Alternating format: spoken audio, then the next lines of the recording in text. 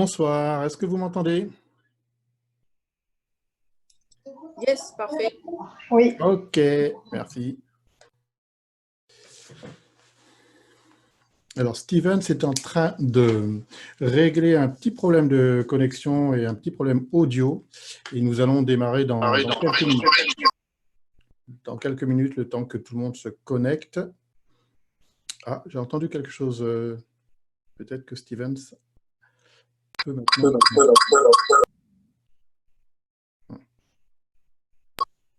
Est-ce que vous m'entendez comme ça? Oui, là on t'entend, Steven. Ok, très bien. Bon, on va faire différemment donc. Par contre, on ne te voit pas. Oui, c'est normal, mais on va me voir. Donc, bonjour à tous. Comme disait Eugène tout de suite, je suis en train de régler quelques petits problèmes techniques, donc vous allez peut-être me voir deux fois.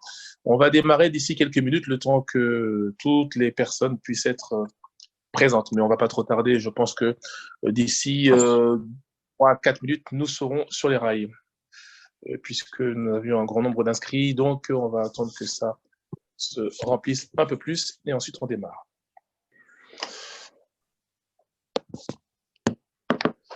Est-ce que vous m'entendez parfaitement? Oui. Super, nous allons pouvoir démarrer. Oui. Alors, pas compliqué. Je suis sur Zoom et j'utilise le téléphone pour l'audio et l'ordinateur pour la vidéo. C'est ça la technologie. Bon, bah écoutez, je pense qu'on va pouvoir démarrer. Alors, je me remets en place. Eh bien, bonjour à toutes et à tous, puisqu'il y a des hommes aussi parmi nous. Bienvenue pour notre session de partage libre, puisque l'idée de ce soir, c'est d'avoir un partage sur des thématiques et immobilières et développement personnel, pouvoir échanger et pouvoir voir comment on peut gérer la période et ces changements qui s'annoncent à nous. Donc, un petit peu, voilà comment ça va se passer ce soir. Nous allons avoir une première partie de présentation du club. Donc, on va présenter le Women Invest Club. Une deuxième partie qui va être animée par Eugène Bill, qui va se présenter lui aussi. Et troisième partie où je vais parler un petit peu de la tendance immobilière. Et surtout, on va avoir une sorte de questions-réponses un peu au coup de poing. L'idée, c'est de vous faire interagir sur la situation, l'immobilier, j'y vais pas, qu'est-ce qu'on fait, qu'est-ce qu'on ne fait pas. Et surtout, pourquoi? Puisque l'objectif, c'est toujours de fixer le but. Et une fois qu'on a fixé le but et qu'on sait ce qu'on veut, eh bien, il n'y a plus qu'à appliquer par l'action. Ça vous va? Oui. Alors, comme je le dis souvent, j'ai un écran gris, là. Je ne vais pas faire de photo, mais j'ai un écran gris. J'ai plein de petites cases avec des noms et des prénoms. Donc, si vous souhaitez nous soutenir et me soutenir, comme le font certaines, n'hésitez pas à montrer votre visage. Puisque c'est quand même plus agréable d'avoir en fait des échanges, des retours, des expressions, des temps morts, même si derrière il y a une ambiance bizarre puisque nous sommes tous quasiment souvent à la maison, eh bien c'est beaucoup plus facile pour interagir, je vous promets, ça donne un peu plus de sens à notre échange. Alors, je vais laisser Eugène Bill se présenter, et ensuite moi je vais me présenter et puis on enchaîne. Salut Eugène. Oui, bonjour à toutes, bonjour à tous. Donc Eugène Bill, certaines me connaissent peut-être car c'est ma deuxième intervention au sein du WeClub. Pour simplement me repositionner en quelques mots, je suis coach, formateur, conférencier et j'accompagne les entrepreneurs et les dirigeants sur tout ce qui est lié à la posture, au fait de travailler sur ses blocages, à travailler sur son potentiel pour pouvoir développer son activité, développer et construire son modèle de réussite. Voilà, en quelques mots, très rapides, pour me présenter. Et donc là, aujourd'hui, je vais vous parler sur un petit moment, une petite intervention autour du mindset, le mindset de la réussite. La dernière fois, j'avais parlé des objectifs, de la manière de fixer des objectifs. Je vais revenir sur certains points que j'avais évoqués rapidement, la partie mindset. Donc, qu'est-ce que l'on met derrière un mindset de réussite par rapport à nos différents objectifs? Voilà. Voilà rapidement, Steven. Merci à toi. Alors, moi aussi, je vais me présenter. Donc, je suis Stevens J. Comenan. Je suis le directeur stratégique et commercial de la société Harmonis Capital. Je suis aussi fondateur du Women Invest Club. Et par rapport à cela, j'ai 22 ans d'expérience dans l'immobilier, la finance, la banque, les produits financiers et autres. Je suis formateur, conférencier à mes heures creuses. Je ne suis pas un professionnel de la conférence, mais j'aime bien partager mon expérience. J'ai une passion pour l'immobilier et une passion pour le développement personnel. C'est comme ça qu'on a une passion commune, Eugène Bill et moi. Si ce n'est qu'il est beaucoup plus professionnel que moi pour mettre les bons mots, les bons termes et surtout les mettre en application.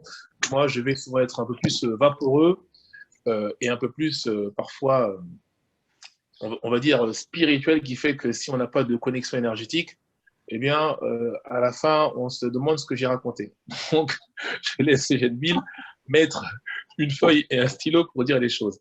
En revanche, mon expérience que je vais partager ou que je partage au long de mes diverses informations, c'est que moi, dans mon parcours, j'ai quand même créé 18 entreprises. J'ai eu 3 banqueroutes, donc je me suis relevé 3 fois, je me suis couché 3 fois, donc je sais tous les tenants et les aboutissants de l'investissement immobilier, l'investissement en entrepreneuriat, le mental à avoir dans la baisse comme dans la chute. Et moi, ma spécialité, c'est vivre l'expérience. Donc ceux qui me connaissent pour vivre des grandes expériences et aller au bout des choses. Donc c'est pour ça que j'aime bien partager avec vous. Et j'aime bien donner mon point de vue et mon ressenti. Et la plupart des WeClubers me connaissent assez par rapport à ça. On ne fera pas de tour de table aujourd'hui, mais en tout cas, on pourra échanger à la fin aux questions-réponses qui pourront porter sur tout. C'est ça l'objectif, c'est que ça porte sur l'immobilier et que ça porte aussi sur le développement personnel. Alors, comme nous avons quelques personnes, enfin un grand nombre de personnes même, qui ne sont pas habituées du club, je vais me présenter le WeClub. Donc pour ça, je vais faire les choses bien. Je vais partager mon écran et je vais aller chercher le PowerPoint pour avoir un support, parce qu'en fait, il faut un support visuel pour que les choses soient mieux appréhendées. C'est ce qu'on m'a dit, donc j'ai mon application. Et en plus, c'est assez beau à voir. Donc, qu'est-ce que c'est que le WeClub? Eh bien, effectivement, c'est le Women Invest Club qui a été créé en début d'année 2019, puisqu'on s'est rendu compte qu'il y avait beaucoup d'événements, beaucoup de formations, beaucoup de séminaires en immobilier, mais quand vous allez là-bas, il y a 95% d'hommes et 5% finalement de femmes. Alors que moi, depuis que je pratique le métier, j'ai une chose à vous dire, c'est que j'ai beaucoup d'hommes, beaucoup de femmes, beaucoup de couples. Alors les hommes ont souvent des capacités à rapidement intégrer les informations que je leur donne et aller rapidement à l'objectif et aller au bout du bout, si ce n'est qu'il y a parfois de la casse, parfois des choses à rectifier, parce que l'homme a tendance à explorer sans structurer, ou du moins pas assez. Et la femme, le contraire, ça a été c'est plutôt une personne qui a tendance à poser des questions, aller au bout de l'information, comprendre l'information, appréhender l'information, et une fois que tout est appréhendé, elle la met en application, et finalement, ben, les dossiers les plus précis, les plus structurés sont les dossiers de femmes. C'est pour ça que vous savez que dans une start-up, quand on veut traverser le feu avec une start-up à la Elon Musk, il faut un homme. Mais quand on veut structurer en fait sa start-up et quand on veut la consolider, il vaut mieux mettre une femme à la tête puisque les statistiques disent que les femmes ont une bien meilleure gestion que les hommes puisqu'elles ont une prudence naturelle et un maintien de l'ordre. C'est pour ça que les start-up sont bien tenues quand les femmes sont mises à la tête, même si aujourd'hui la mentalité n'est pas encore appliquée pleinement par rapport à ça. Mais aujourd'hui, le Women Invest Club démontre que ce club répond à une partie des besoins des membres par rapport à l'immobilier et que les femmes ont beaucoup de puissance à apporter et nous gagnerions à collaborer avec elles et c'est ce que nous faisons.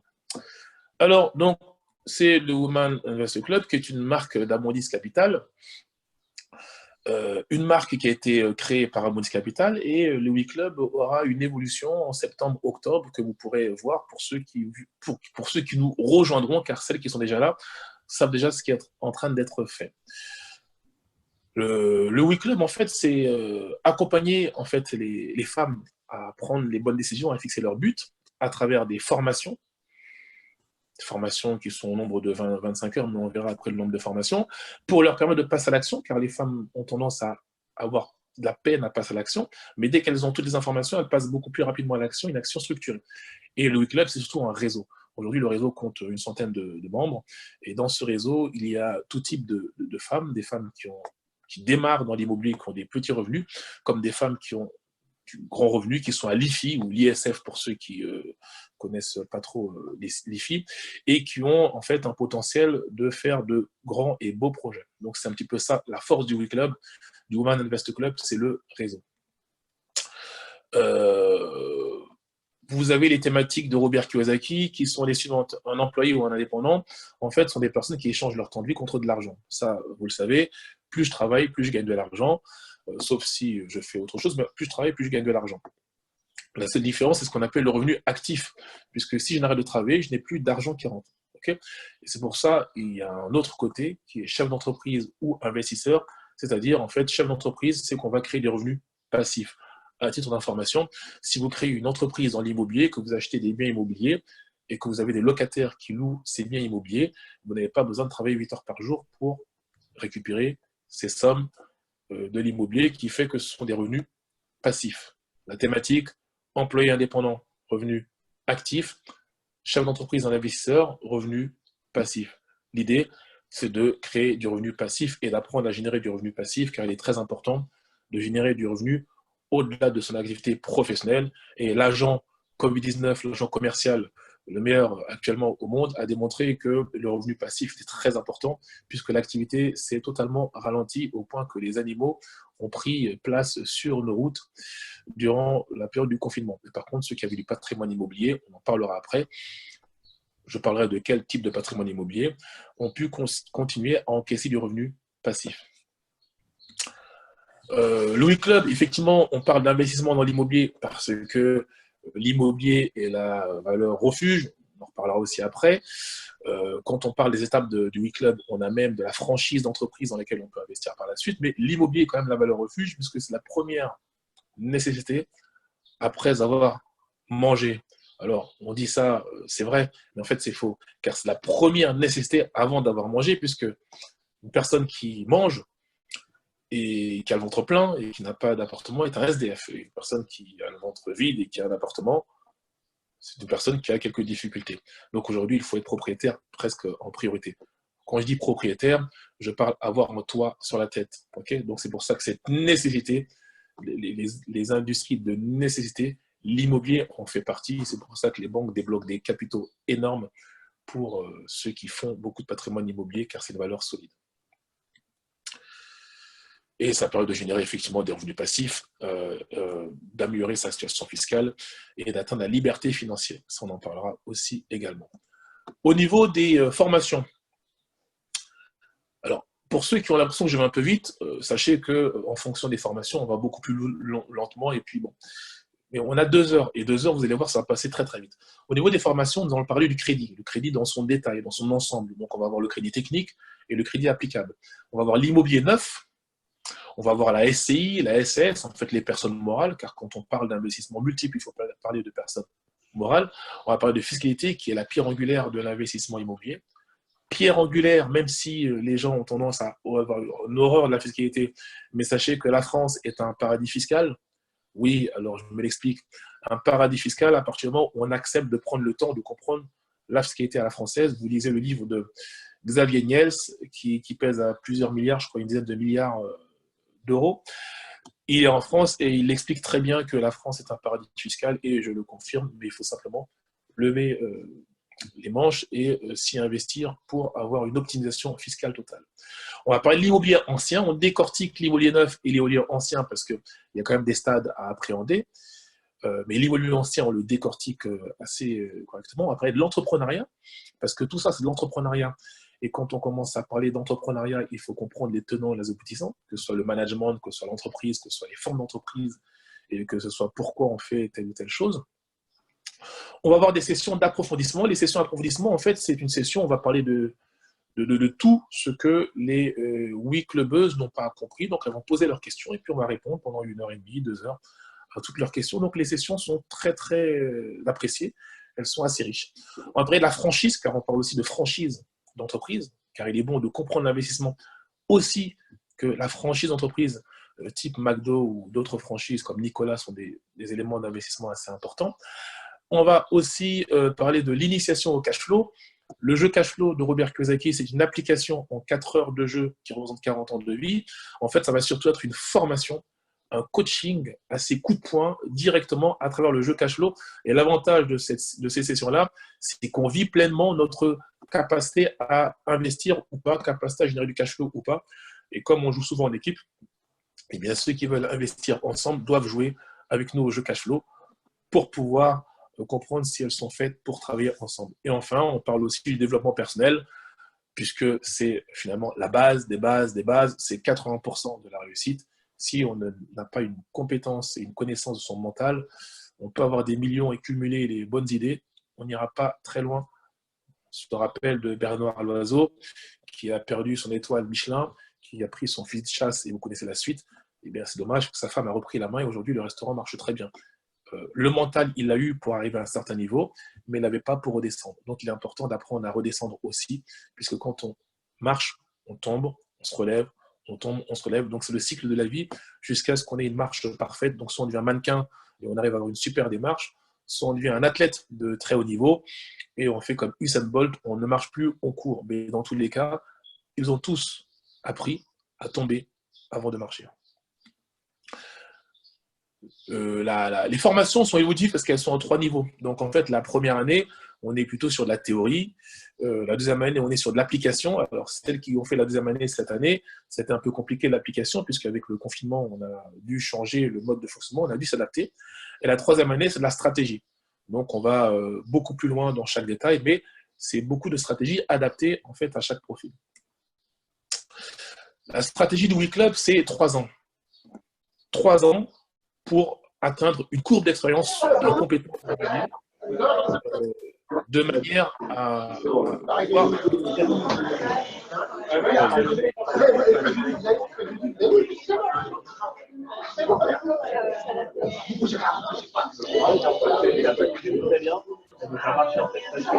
Moi, je t'entends plus et il y a des bruits parasites.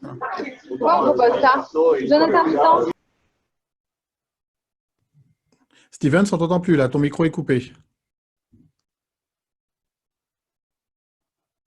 Ah oui, Voilà. Parce qu'il y avait des bruits parasites, donc voilà.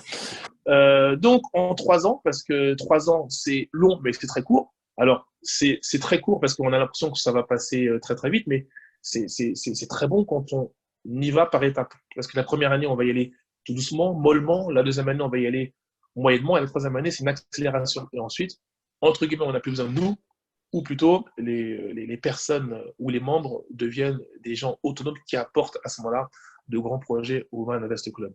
Le WeClub, en fait, est basé sur les règles fondamentales de Robert Kiyosaki, en partie, basé sur l'expérience traduite de certains investisseurs, hommes ou femmes, et basé sur, finalement, les compétences métiers qu'il faut avoir pour être un investisseur aguerri. Un investisseur aguerri, on en parlera, c'est celui qui passe à l'action, surtout. Je reviens sur mon tableau. Au départ, on fixe le but. Une fois qu'on a fixé le but, on parlera du but qui est très important, on va pouvoir investir dans le neuf, c'est nos étapes, parce qu'à travers le neuf, on fait en fait ce qu'on appelle de l'immobilier de base avec un risque totalement maîtrisé. En fait, c'est le risque de l'immobilier de démarrage, que je peux appeler ainsi, ou bien l'immobilier pour optimiser l'impôt. Ensuite, on passe sur l'ancien, parce qu'il faut commencer à attaquer la rentabilité sérieuse et franche, mais on ne peut pas aller dans l'ancien n'importe comment. Certains y sont allés et ne sont pas revenus. Et on va terminer sur la franchise d'entreprise. Comme vous le voyez, on a fait l'exemple du fondateur qui a développé des franchises et qui a généré 700 millions de dollars à son époque par an. C'est du beau revenu. Donc, en fait, à travers Abundis Capital, on va apporter un conseil sur mesure aussi aux membres qui rentrent dans le club, puisqu'elles sont accompagnées par des conseillers en patrimoine qui vont prendre le temps, comme on pourrait l'être en banque privée. Alors, avec le confinement, ça a été un peu plus dur, mais en général, on a vraiment un lien assez fort, comme nous le faisons avec toutes les personnes que nous rencontrons. Et à travers le WeClub, vous pouvez commencer l'entrepreneuriat. Pourquoi? Puisque le WeClub est un réseau. Et ce réseau s'entretient de lui-même. Donc, quand on rentre dans le WeClub, on peut aussi parrainer d'autres membres et on touche une prime de 50 € en tant qu'apporteur d'affaires. Mais surtout, nous cumulons des commissions, puisque nous sommes dans l'immobilier. Dans l'immobilier, vous le savez, il y a des commissions, car ça se rapproche à la finance. Et en fait, les commissions sont partagées avec les membres du réseau qui ont amené d'autres membres, qui fait qu'à chaque transaction effectuée, dès la première transaction, eh bien, les membres reçoivent une rémunération. Par exemple, si Sophie ramène Pauline et que Pauline fait une belle opération, eh bien, Sophie recevra une prime parce qu'elle a ramené Pauline. Et ce qui est normal, parce que c'est comme ça que ça se passe dans l'immobilier. C'est un club de femmes, mais nous excluons pas les hommes. Je m'explique. Il y a des hommes qui sont en train d'écouter la formation, soit du métier de l'immobilier, puisqu'on a souvent des personnes qui viennent regarder ce que nous faisons, ou tout simplement des conjoints. Donc, lors des formations, il n'y a que des femmes, parce que c'est un petit peu le type de formations qui sont réservées aux membres. Mais lors des événements comme celui-ci, on aurait dû faire un événement en fait, physique, mais comme vous le voyez, ce n'est pas possible. Eh bien, les hommes sont admis. On a fait un événement le 29 février pour les 1 an de WeClub. C'était un événement mixte sur l'immobilier, mais c'était quand même 85% de femmes. C'est quand même assez intéressant d'avoir ce type d'événement mixte pour l'immobilier. Et du coup, les hommes sont les sympathisants. Donc, ça veut dire que s'ils veulent apporter des membres, comme ça a déjà été le cas, ils sont totalement invités à apporter des membres pour le Women Invest Club. Alors, il y a des événements tout au long de l'année. En fait, en général, on fait 1 à 2 événements. Oui, on fait 1 à 2 événements tous les 2 mois.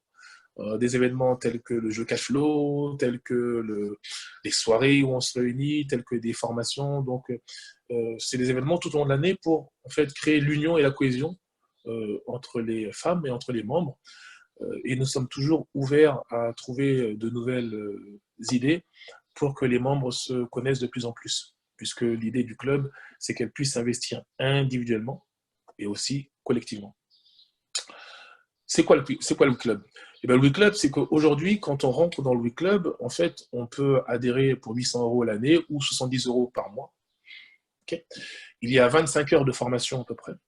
Vous avez vu les formations. Donc, si certaines personnes souhaitent ne pas rentrer dans le club et assister à formation par formation, c'est 150 €. Alors, sachez que les formations sont assez partagées chez nous. Bon, tout le monde aime les formations, mais on s'est souvent posé la question du prix des formations. Est-ce qu'on les faisait plus cher, est-ce qu'on les faisait moins cher? Sachez qu'aujourd'hui, quand on parle des formations, c'est des formations basées sur une expérience de 22 ans, de 15 ans, de 10 ans, des compétences qui sont réelles et sont des formations interactives et qui peuvent même devenir sur mesure lors d'une formation où on est 15-20.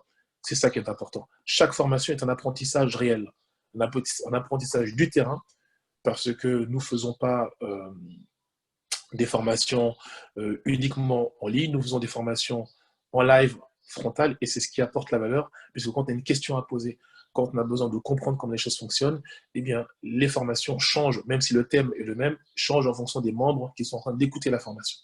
Et ça, c'est très important. En 16 mois, il y a 101 WeClubeuses, donc 101 membres, c'est un beau chiffre, 101, et elles ont investi pour plus de 6,2 millions d'euros en biens immobiliers, bien évidemment.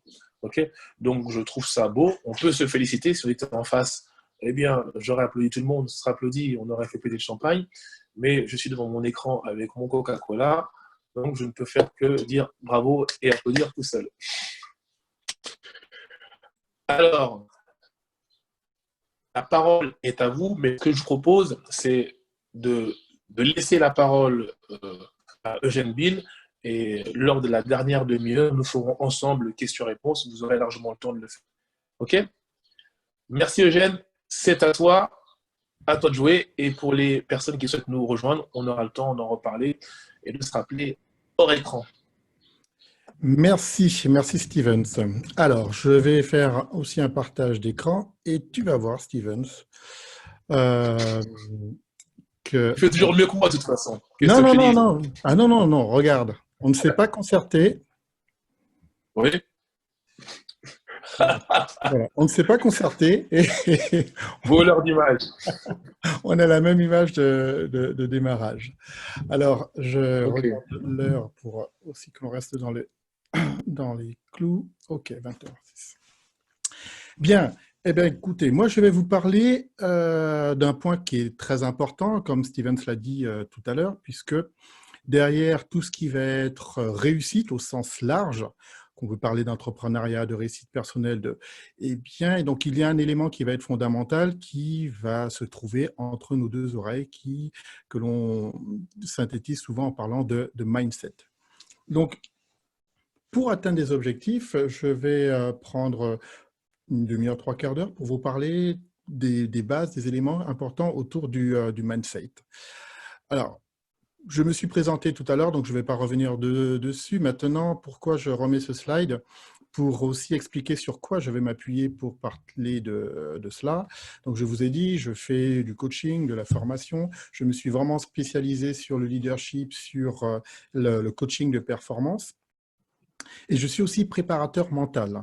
Donc, vous voyez, la notion de mindset est au cœur aussi de mon activité, puisque quand je dis je suis préparateur mental, vous voyez que j'ai fait un petit dessin qui synthétise en tout cas ma posture, ma fonction. Donc, à la fois, je fais du coaching, de la formation autour de l'entrepreneuriat, de la logique de direction, de la logique de management, donc en entreprise avec des dirigeants et aussi beaucoup avec des entrepreneurs. Maintenant, je mets la notion d'entrepreneuriat au sens très large, porteur de projet, que ce soit un projet personnel ou professionnel, mais je fais aussi du coaching sportif, je suis aussi coach sportif, étant un ancien sportif de haut niveau, comme on dit dans les arts martiaux, mais aussi en athlétisme, et le petit cerveau parce que toute une partie de mon activité est autour des neurosciences appliquées, de la recherche et du développement autour des neurosciences appliquées. Alors, pourquoi parler de la notion de mindset? Parce que, vous voyez, c'est au cœur de mon activité. C'est quelque chose aussi que j'ai énormément développé, en tant que sportif, en tant que compétiteur, mais aussi, sans entrer dans mon histoire, parce que j'ai eu beaucoup de moments dans mon parcours où j'ai dû vraiment travailler mon point de vue, travailler mon mindset, travailler mon état d'esprit pour pouvoir avancer. J'ai géré des entreprises, j'ai géré des grosses entreprises, j'ai tout perdu du jour au lendemain, je me suis retrouvé sans rien et donc j'ai dû après rebondir pour différentes raisons et j'ai dû rebondir et développer donc le mindset qui allait bien, l'état d'esprit qui allait bien pour pouvoir rebondir. Donc dans une logique de construction personnelle, dans une logique d'évolution personnelle, dans une logique d'évolution professionnelle, on sait que la manière dont on va positionner son mental va être un facteur principal de réussite. Alors, mindset de réussite, je vais rappeler un schéma très simple qui reprend trois éléments qui sont trois éléments de base, trois éléments qui structurent notre fonctionnement. Et ayez bien ça en tête, pour ceux qui ne connaissent pas, ou rappelez-vous bien, pour ceux qui le connaissent, c'est que l'on a trois éléments, les pensées, les émotions et le comportement. Ces trois éléments-là sont complètement liés et ces trois éléments-là sont complètement interdépendants. Et on a un point d'entrée, je ne dirais pas principal, mais enfin en tout cas donc assez important, qui sont les pensées. Les pensées qui vont être générées par la manière dont nous allons appréhender et interpréter et analyser notre environnement. Et par rapport à ces éléments-là, ce sont nos pensées qui vont aller générer des émotions. Et nous verrons que ce sont les émotions qui vont être générées, qui vont aller générer un comportement. Et là, on rentre dans un cycle parce que ces comportements que l'on va mettre en place vont générer des résultats et qui vont, du coup, générer des pensées. Et on est sur une boucle. Mais ce qu'il faut bien comprendre dans ce schéma-là, c'est que le type de pensée que l'on va avoir va directement générer, du coup, le type d'émotion et le type de comportement. Donc, tout est lié à la manière dont nous allons développer cette pensée. Maintenant, tout est en interdépendance. C'est-à-dire que s'il y a un impact sur un des éléments, eh bien, donc, il va y avoir un impact sur les deux autres. Le comportement, par exemple. Vous savez que vous ne pouvez pas être complètement déprimé si jamais vous n'êtes pas dans une posture de déprimé. Ce que je veux dire par là, c'est que lorsque l'on est dans une émotion plutôt négative, plutôt bof, plutôt déprimé, on va plutôt avoir un comportement, une posture qui va être refermée, qui va être vers le bas, qui va être plutôt ramassée vers soi. Eh bien, une des façons de travailler sur ça, sur notre état d'esprit, ça va être aussi de travailler sur notre corps, l'importance du corps. Si je me redresse, si j'ouvre un petit peu donc, le corps, si je me mets droit, si je me mets dans une posture, plus une posture qui soit une posture de réussite, eh bien mentalement, ça crée ce que l'on appelle, pour ceux qui aiment les noms scientifiques, une dissonance cognitive, c'est-à-dire que l'on envoie au cerveau un message de bien-être. Et donc, ça va contribuer à ce que l'on revoie nos pensées, qu'on soit moins hermétique aux pensées de bien-être et donc avec les émotions qui vont bien avec. Donc, vous voyez, je vous donne un exemple très rapide, mais pensées, émotions, comportements, les trois sont liés et ce sont trois points d'entrée que l'on va aller chercher pour pouvoir travailler sur notre réussite. Alors, notez si vous avez des questions, s'il y a des points ou des commentaires, puisque donc à la fin, on pourra revenir sur ça. Je vous fais mon petit déroulé, on pourra revenir sur ça. Maintenant, vous avez un chat où si jamais il y a quelque chose qui vous bloque complètement et vous ne pouvez pas avancer si vous n'avez pas la réponse, eh bien, vous pouvez activer votre micro ou le chat pour m'interrompre. Alors, mindset de réussite. On va voir ensemble ces trois éléments-là, c'est-à-dire penser, mais parler aussi un petit peu des émotions et puis du comportement.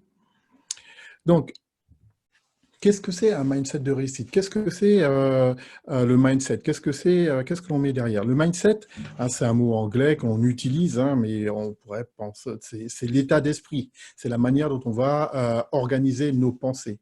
Et ce qu'on va mettre derrière le mindset de réussite, l'état d'esprit de réussite ou la force mentale de réussite, c'est quelle attitude je vais choisir, quel état d'esprit, quelle pensée je vais générer, je vais choisir d'avoir par rapport à mon environnement, par rapport aux défis, par rapport à la situation, et même si la situation est compliquée. Les personnes qui vont réussir, vous regardez dans le milieu du sport, vous regardez dans le milieu professionnel, vous regardez dans l'entrepreneuriat, ne sont pas des personnes qui ont eu un chemin qui a été lisse sans aucun problème. Au contraire, même souvent au contraire. Ce sont simplement des personnes qui ont su avoir la bonne réaction par rapport à la difficulté. La bonne réaction par rapport à la difficulté. Et donc, une des premières choses dont je parle lorsque je parle d'état d'esprit, de mindset de réussite, eh bien, c'est développer une logique d'acceptation et de lucidité. Alors ça, c'est moi qui l'appelle comme ça, acceptation et lucidité. Ça veut dire quoi, acceptation et lucidité? Ça veut dire que lorsque vous êtes face à une situation, et là, on va plutôt zoomer sur des situations difficiles, ou en tout cas des choses qui ne vont pas se dérouler comme vous l'expériez. Eh bien, oui. Ah, j'ai cru entendre une question. Non, enfin, je continue. Donc, eh bien, la notion de lucidité, c'est de prendre en compte, c'est de bien avoir en tête le fait que vous avez trois zones. Votre élément, votre situation est composée de trois parties. Vous avez d'une part ce que vous appelez votre zone de pouvoir.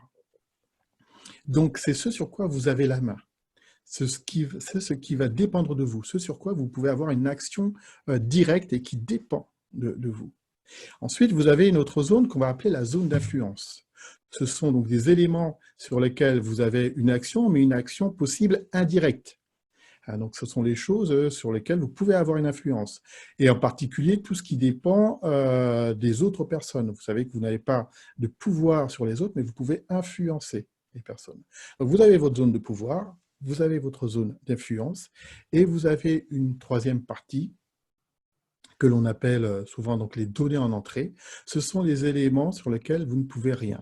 Ce sont les éléments qui sont là et sur lesquels vous allez avoir à faire.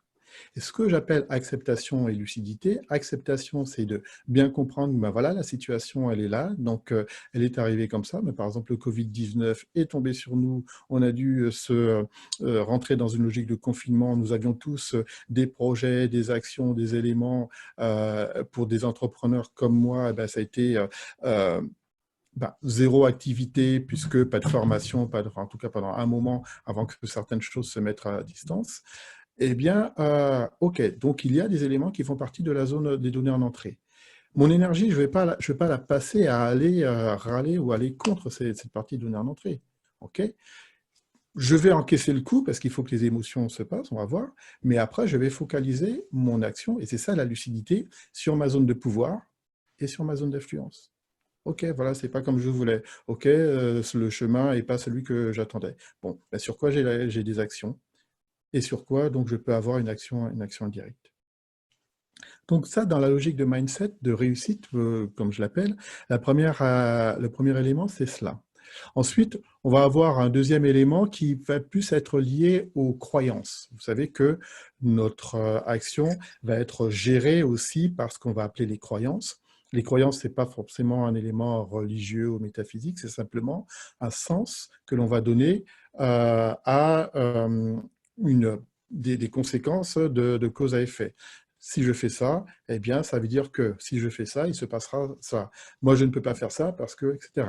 Donc, les croyances, hein, ce sont les choses qui vont nous mettre soit des barrières, et donc on va avoir des croyances bloquantes, ou soit qui vont être des tremplins, parce qu'on va avoir des croyances boostantes et des croyances aidantes.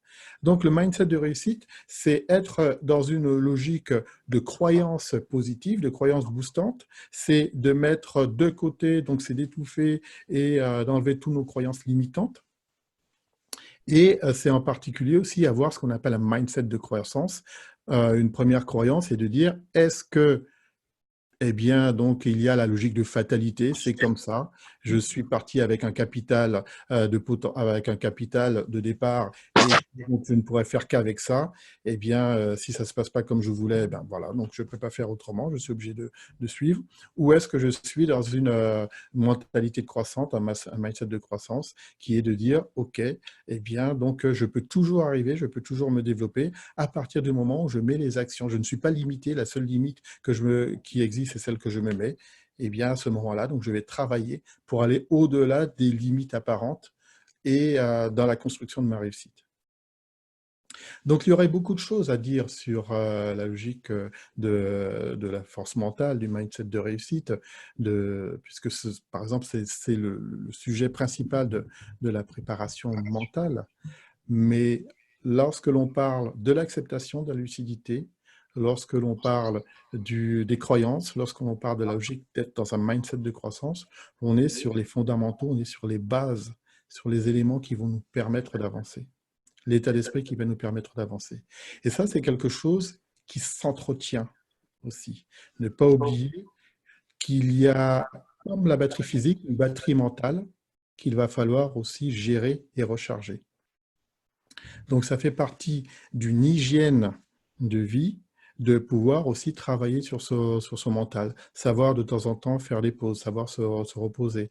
Donc, j'ai mis diète médiatique, c'est aussi bien faire attention à tout ce que l'on va, avec ce à quoi on va nourrir notre cerveau, nourrir nos pensées.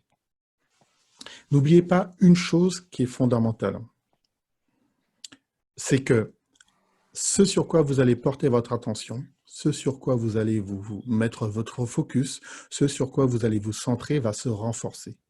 Parce que le cerveau a un fonctionnement qui est très simple, très complexe, mais aussi très simple de notre côté. Le cerveau reçoit des milliers d'informations à la seconde. Donc, il est obligé de trier parce qu'autrement, il ne pourra pas tout gérer. Et pour trier, qu'est-ce qu'il fait? Il va aller retenir les éléments sur lesquels qu'il va identifier comme importants pour vous. Et les éléments qu'il va identifier comme importants pour vous, c'est ceux sur quoi vous allez porter votre attention. Comme je prends toujours le même exemple, et ceux qui m'ont déjà entendu entendront cet exemple-là, vous décidez d'acheter un 4x4 vert, vous sortez dans la rue, eh bien vous ne voyez que des 4x4 verts, entre guillemets. Ce n'est pas qu'il y en a plus, mais comme c'est quelque chose sur lequel vous allez porter votre attention, le cerveau va aller chercher tous les éléments pour renforcer ça. Dites-vous bien ça. Quand vous portez votre attention sur quelque chose, le cerveau va vous donner une information au cerveau qui est de lui dire « ça, c'est important pour moi ». Ça, c'est important pour moi, donc va me donner tous les éléments pour pouvoir renforcer et travailler avec ça. Si je suis dans une logique d'échec, une logique de non-réussite, une logique, eh bien, le cerveau va aller chercher tous les éléments qui vont aller conforter ça. Si j'arrive dans une négociation ou dans une réunion et je me dis, bien, les personnes ne m'aiment pas ou en tout cas ne vont pas apprécier, ils vont être dans le jugement négatif, etc., eh bien, donc le cerveau va aller chercher tous les petits signes et les identifier et les interpréter comme, tiens, lui, il croise les bras, ça veut dire qu'il n'est pas intéressé, tiens, lui, il ne me regarde pas, ça veut dire que, etc., etc. Donc, ce que vous donnez à manger à votre cerveau, eh bien, va directement conditionner après votre réussite. N'oubliez pas une chose, le cerveau, et je finirai sur ça, sur ce petit aparté, entre guillemets, le cerveau ne va pas faire ce que vous voulez, le cerveau va faire ce que vous lui demandez avec précision et ce que vous lui indiquez comme étant un élément important, des éléments importants. Donc, ce sur quoi vous portez votre attention est important. C'est pour ça que j'ai mis en premier diète médiatique, c'est qu'à un certain moment, eh bien, il faut aussi prendre du recul avec toutes les informations ou tous les éléments toxiques qui vont, alors c'est pour ça que je dis médiatique, parce que si vous passez votre journée devant BFM TV ou LCI ou autre, vous n'allez pas être dans une énergie fantastique après pour vos projets. Voilà, puis recharger, c'est aussi lâcher un petit peu la pression, faire des éléments un peu plus ludiques, faire des éléments sur lesquels il n'y a pas comment dirais-je, d'importance, en tout cas d'enjeux forts, faire des éléments qui sont plus dans la partie créatrice. Donc, 3 points fondamentaux pour résumer sur cette partie mindset de réussite. L'acceptation, la lucidité, être dans une logique de croyance aidante, de mindset de croissance et penser à entretenir son mental et recharger son mental. Alors, je parle de mindset, mais je ne peux pas parler uniquement de la partie pensée, puisque l'on a vu donc notre cycle du début. Et surtout, que l'élément fondamental, l'élément important, l'élément qui nous fait avancer, ce sont les émotions. Ce qui nous fait avancer, ce n'est pas la pensée, ce qui nous fait avancer, ce sont les émotions. Émotion, ça vient du latin emovere, ça veut dire mettre en mouvement. Il faut bien comprendre que c'est l'émotion, vous avez vu mon petit cycle, hein, qui va générer l'énergie. Le rôle de l'émotion, c'est de générer l'énergie pour pouvoir passer à l'action.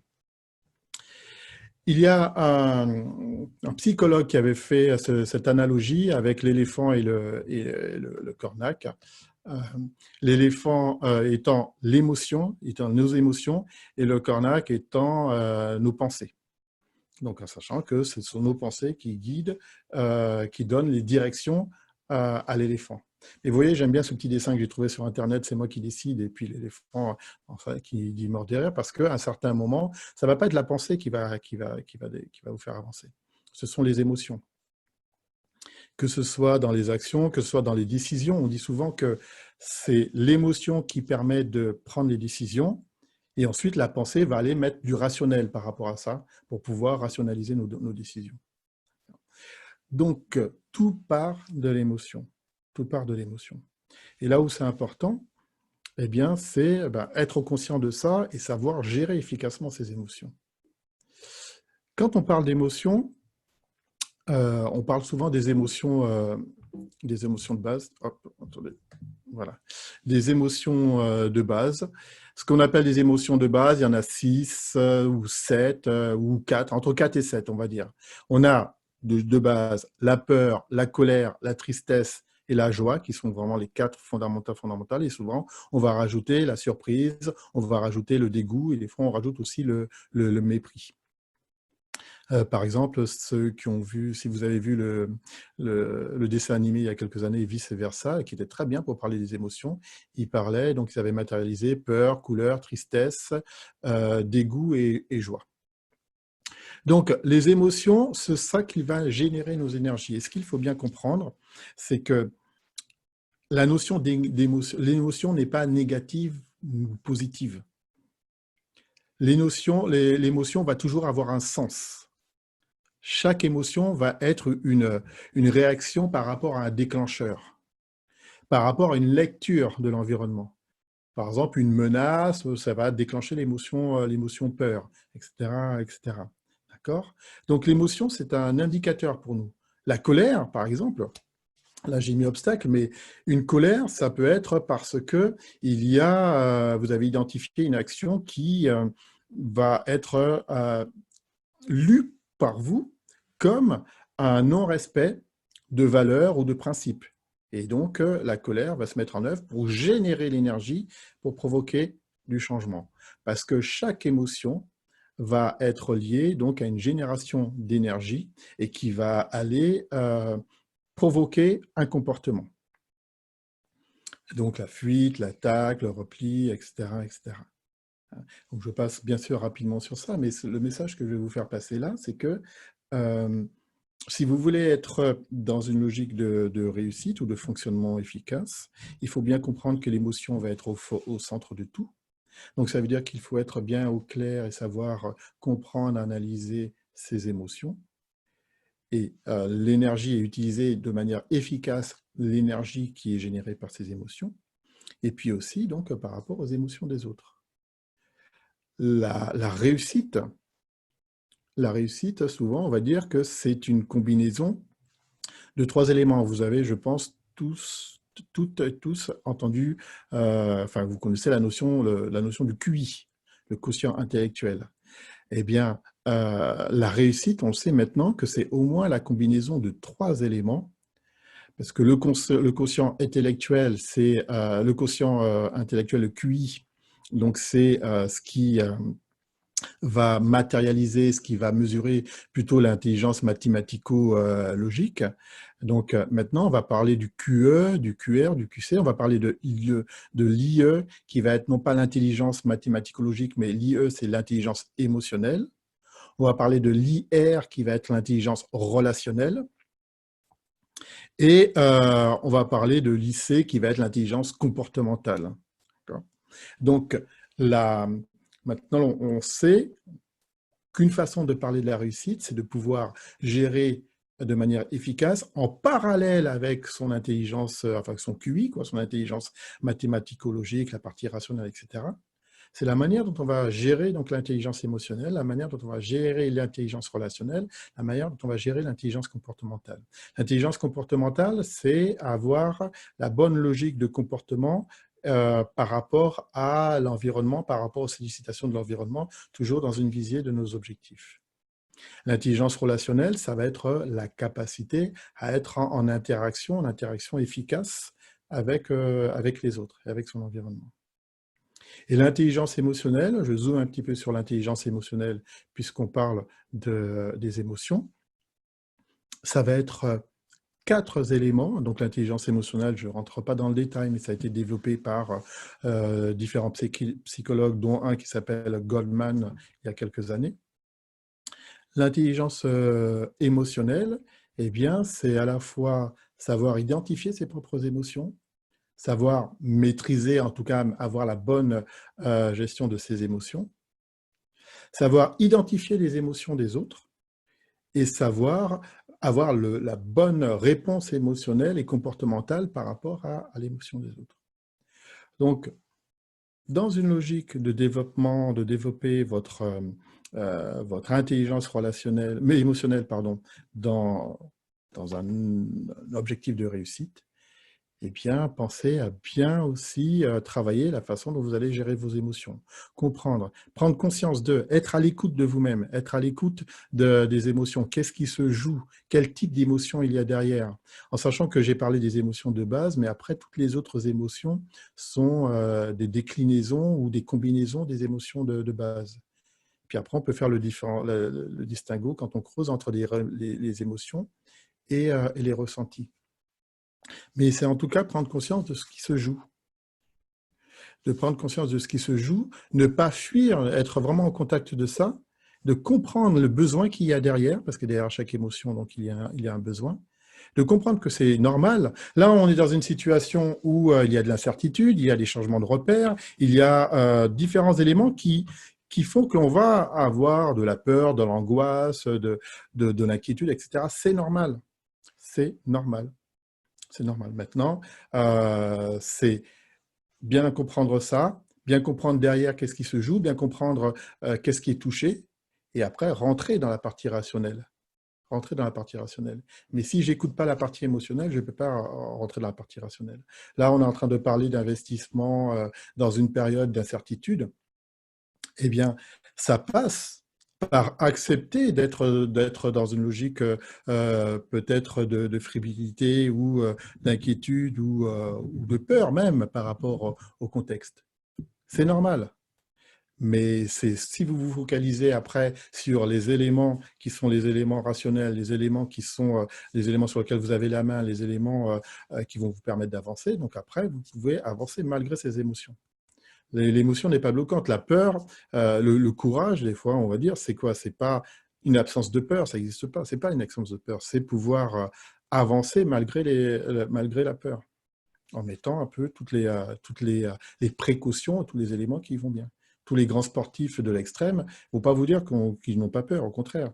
Quand vous parlez avec des grands sportifs de l'extrême, donc moi j'ai travaillé avec des personnes qui font de la descente donc en VTT, en montagne, pour faire des records de vitesse, où la chute peut être très dangereuse, voire mortelle.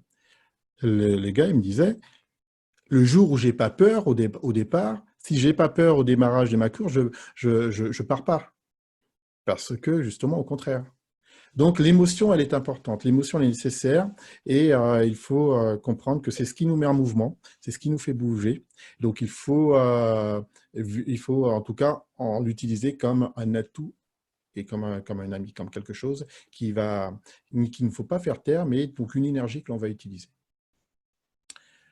Et c'est valable aussi après sur l'interaction qu'on va avoir avec les autres. C'est comprendre que derrière, en face, il y a des émotions et que si je lis bien les émotions, si je suscite bien les émotions, eh bien c'est là où je vais pouvoir à la fois être en alliance et faire avancer les autres. Lorsque vous devez négocier, lorsque vous devez faire passer un message, si vous voulez faire bouger quelqu'un, eh bien, si vous provoquez des émotions, si vous ne provoquez pas d'émotions, bah, vous n'allez pas faire bouger la personne.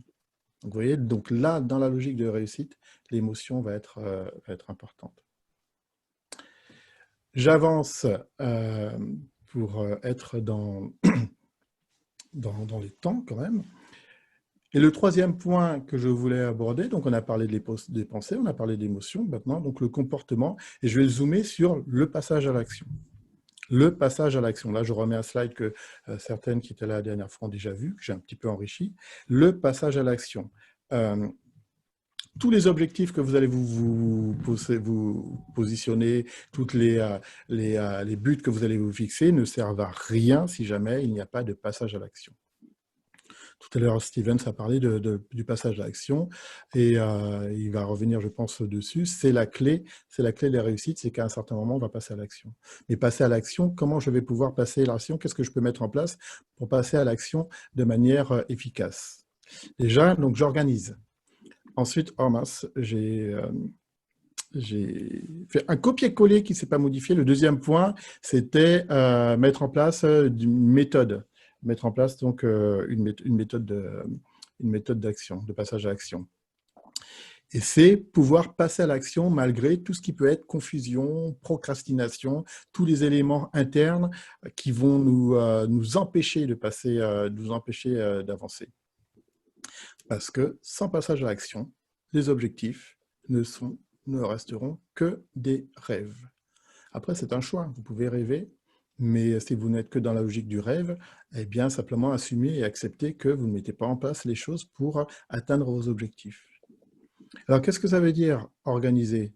Organiser, ça va être planifier. Donc, toujours être dans une logique de planification de vos actions. Ça va être formaliser un tableau de bord. Il faut que vous ayez donc un élément, je ne reviens pas sur les objectifs, parce qu'on a parlé, mais un objectif, ça doit être mesurable, ça doit être, vous devez savoir à tout moment où vous en êtes par rapport à vos objectifs et ce qu'il vous reste à faire, ce qu'il y a comme action à continuer et surtout suivre ça pour pouvoir réajuster. L'objectif, c'est une cible, c'est une finalité, et après, donc à vous, après, de vous orienter en fonction des aléas et des interruptions, des changements par rapport à cet objectif-là. On a tous eu ce moment-là, nos objectifs, enfin en tout cas nos plans d'action qui ont été complètement chamboulés, mais si vos objectifs sont forts, après, ben, et que l'on pense à bien tout ce mindset dont on a parlé, qui est sur quoi j'ai la main, etc., hop, je réajuste. Ensuite, le deuxième point, donc, qui est parler de méthode, hein, c'est un copier-coller que je n'ai pas modifié. Parler de méthode, c'est quoi? Les rituels. Mettez en place des rituels. Tous les grands, enfin, quand je dis les grands, toutes les personnes qui réussissent au niveau professionnel, au niveau personnel, ont tous, hein, vous pouvez creuser, lire des biographies, ont tous un minimum de rituels. C'est quoi un rituel? Un rituel, ça va être toute une séquence d'actions que l'on va faire en règle générale le matin et ou le soir. Et ça, c'est intéressant, les rituels, c'est important parce que ce sont des éléments qui vont donner des messages à votre cerveau. Le cerveau se dit, ah tiens, on sort du sommeil, par exemple le matin, on se met en ordre de marche, et là, on va partir vers... Alors, les rituels, peut-être que vous avez lu des choses comme le Miracle Morning ou sur d'autres choses, mais ça va être de l'activité physique, ça va être de la méditation, ça va être des lectures, ça peut être simplement, je me lève, je prends mon café, je me mets un petit peu dehors, je prends quelques respirations. Mais en tout cas, donc c'est tout un élément qui va permettre au cerveau de se mettre en ordre de marche et pouvoir avancer. Après, dans les méthodes d'organisation, moi, je fonctionne comme ça, mais il y a plein de façons de s'organiser. Mais par exemple, c'est d'être systématiquement dans une logique de début de semaine ou fin de semaine précédente. Je vais systématiquement fixer 3 objectifs prioritaires. Quels sont les 3 objectifs que je vais devoir réaliser dans la semaine? Prioritaire, ça ne veut pas dire que je ne vais faire que ça. Je le note. Et ensuite, chaque jour, quelles sont mes 3 tâches prioritaires chaque jour. Et ça me permet d'être toujours resté focus par rapport à mes objectifs. Il y a plein d'autres façons de faire. J'ai mis celle-là parce que c'est la façon dont je fonctionne. Mais après, vous avez plein d'autres façons de faire. Ce qui est important, c'est d'organiser, c'est d'être dans une logique de méthode derrière. Chaque jour, faire le point sur vos bonheurs du jour aussi. Donc, le soir, voilà, quels sont des éléments de réussite. C'est toujours pareil. On a parlé du mindset tout à l'heure, c'est de se mettre dans un mindset positif, dans un mindset d'action. Et ensuite, et je terminerai sur passer à l'action malgré la confusion, la procrastination, et quels sont les éléments qui vont nous aider à gérer la procrastination. 4 points. Le but ultime, le pourquoi. Donc, ayez votre pourquoi. Si, à partir du moment où vous avez défini votre pourquoi, lorsque je parle des objectifs, je commence toujours par rappeler le pourquoi. Lorsque je travaille avec des entrepreneurs, des dirigeants ou même des personnes qui ont des projets ou autres, on travaille par bien finaliser le pourquoi parce que le pourquoi, c'est notre point d'accroche. Ce que j'appelle le but ultime, c'est pourquoi je fais les choses. À un certain moment, si j'ai du mal à passer à l'action, ben, toujours je vais me rappeler mon pourquoi. Pourquoi je fais ça? Pourquoi j'ai du mal à me lever tout le matin mais pourquoi je fais ça? Et c'est ça qui va m'aider à passer à l'action. Appliquer les 5 P. Ce que j'appelle les 5 P, c'est lorsque vous êtes bloqué face à une situation où vous êtes dans un contexte où vous avez du mal à démarrer, pensez aux 5 P. Quels sont les premiers petits pas pertinents possibles? Les petits pas. Quelles sont les premières petites actions, premiers petits pas pertinents qui ont un sens et qui vont être dans la logique de faire bouger les choses, de commencer à déplacer l'élément possible que je peux faire là. Quels sont les premiers petits pas pertinents possibles? C'est ce que j'appelle les 5 P. Autre chose, appliquer le 5, 4, 3, 2, 1, go. Simplement, c'est quoi ça? C'est le cerveau. Le cerveau, il est très complexe, mais à la fois très simple. Et l'on sait qu'il met entre 5 et 10 secondes, lorsque vous pensez à une action, avant de mettre en place toutes les stratégies d'évitement, avant de trouver toutes les bonnes raisons pour ne pas faire les choses, avant de rentrer dans cette logique de blocage. 5 secondes. Donc, appliquer le 5, 4, 3, 2, 1, go, c'est de se dire que dès que je pense à une action qui fait partie des choses que je bloque, dès que je pense à une action, je compte 5, 4, 3, 2, 1 et je m'y mets. Alors, pourquoi 5, 4, 3, 2, 1 et je m'y mets? Déjà, je refocalise, comme 5, 4, 3, 2, 1, je refocalise sur autre chose que le cerveau qui va partir sur les bonnes raisons de ne pas faire les choses.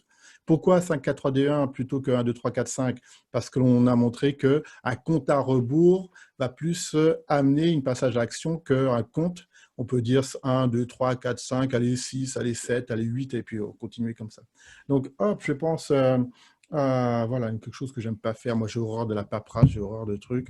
Je sais que j'ai un document à remplir. Bah, allez, je ne me pose pas de questions. 5, 4, 3, 2, 1, go, allez, hop, et je vais chercher. Et quels sont les 5 petits P? Ben, je commence les premières petites actions. Et puis, dernière chose, eh bien, se récompenser. Dernière chose qui va aider. Se récompenser. N'oubliez pas que le cerveau va fonctionner sous 2 polarités, plaisir, douleur.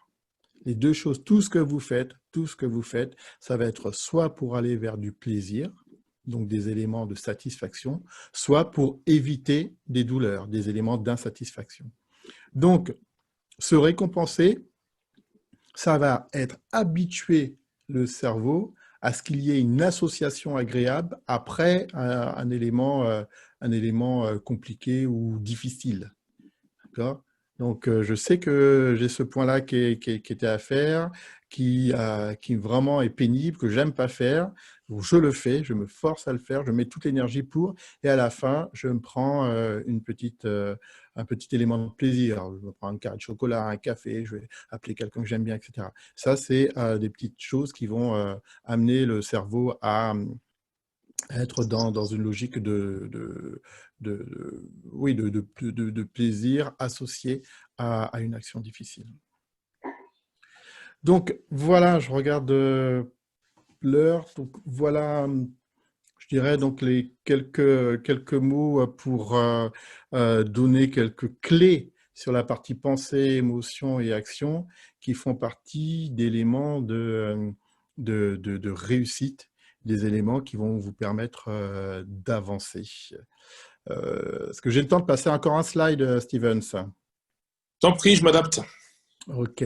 Et ce sera pour terminer, pour rappeler que... Tu es quelqu'un de très généreux. Et encore, hein, si je m'écoutais. Donc, pour rappeler des éléments, là, j'ai parlé un petit peu du mindset, des émotions pour passer à l'action.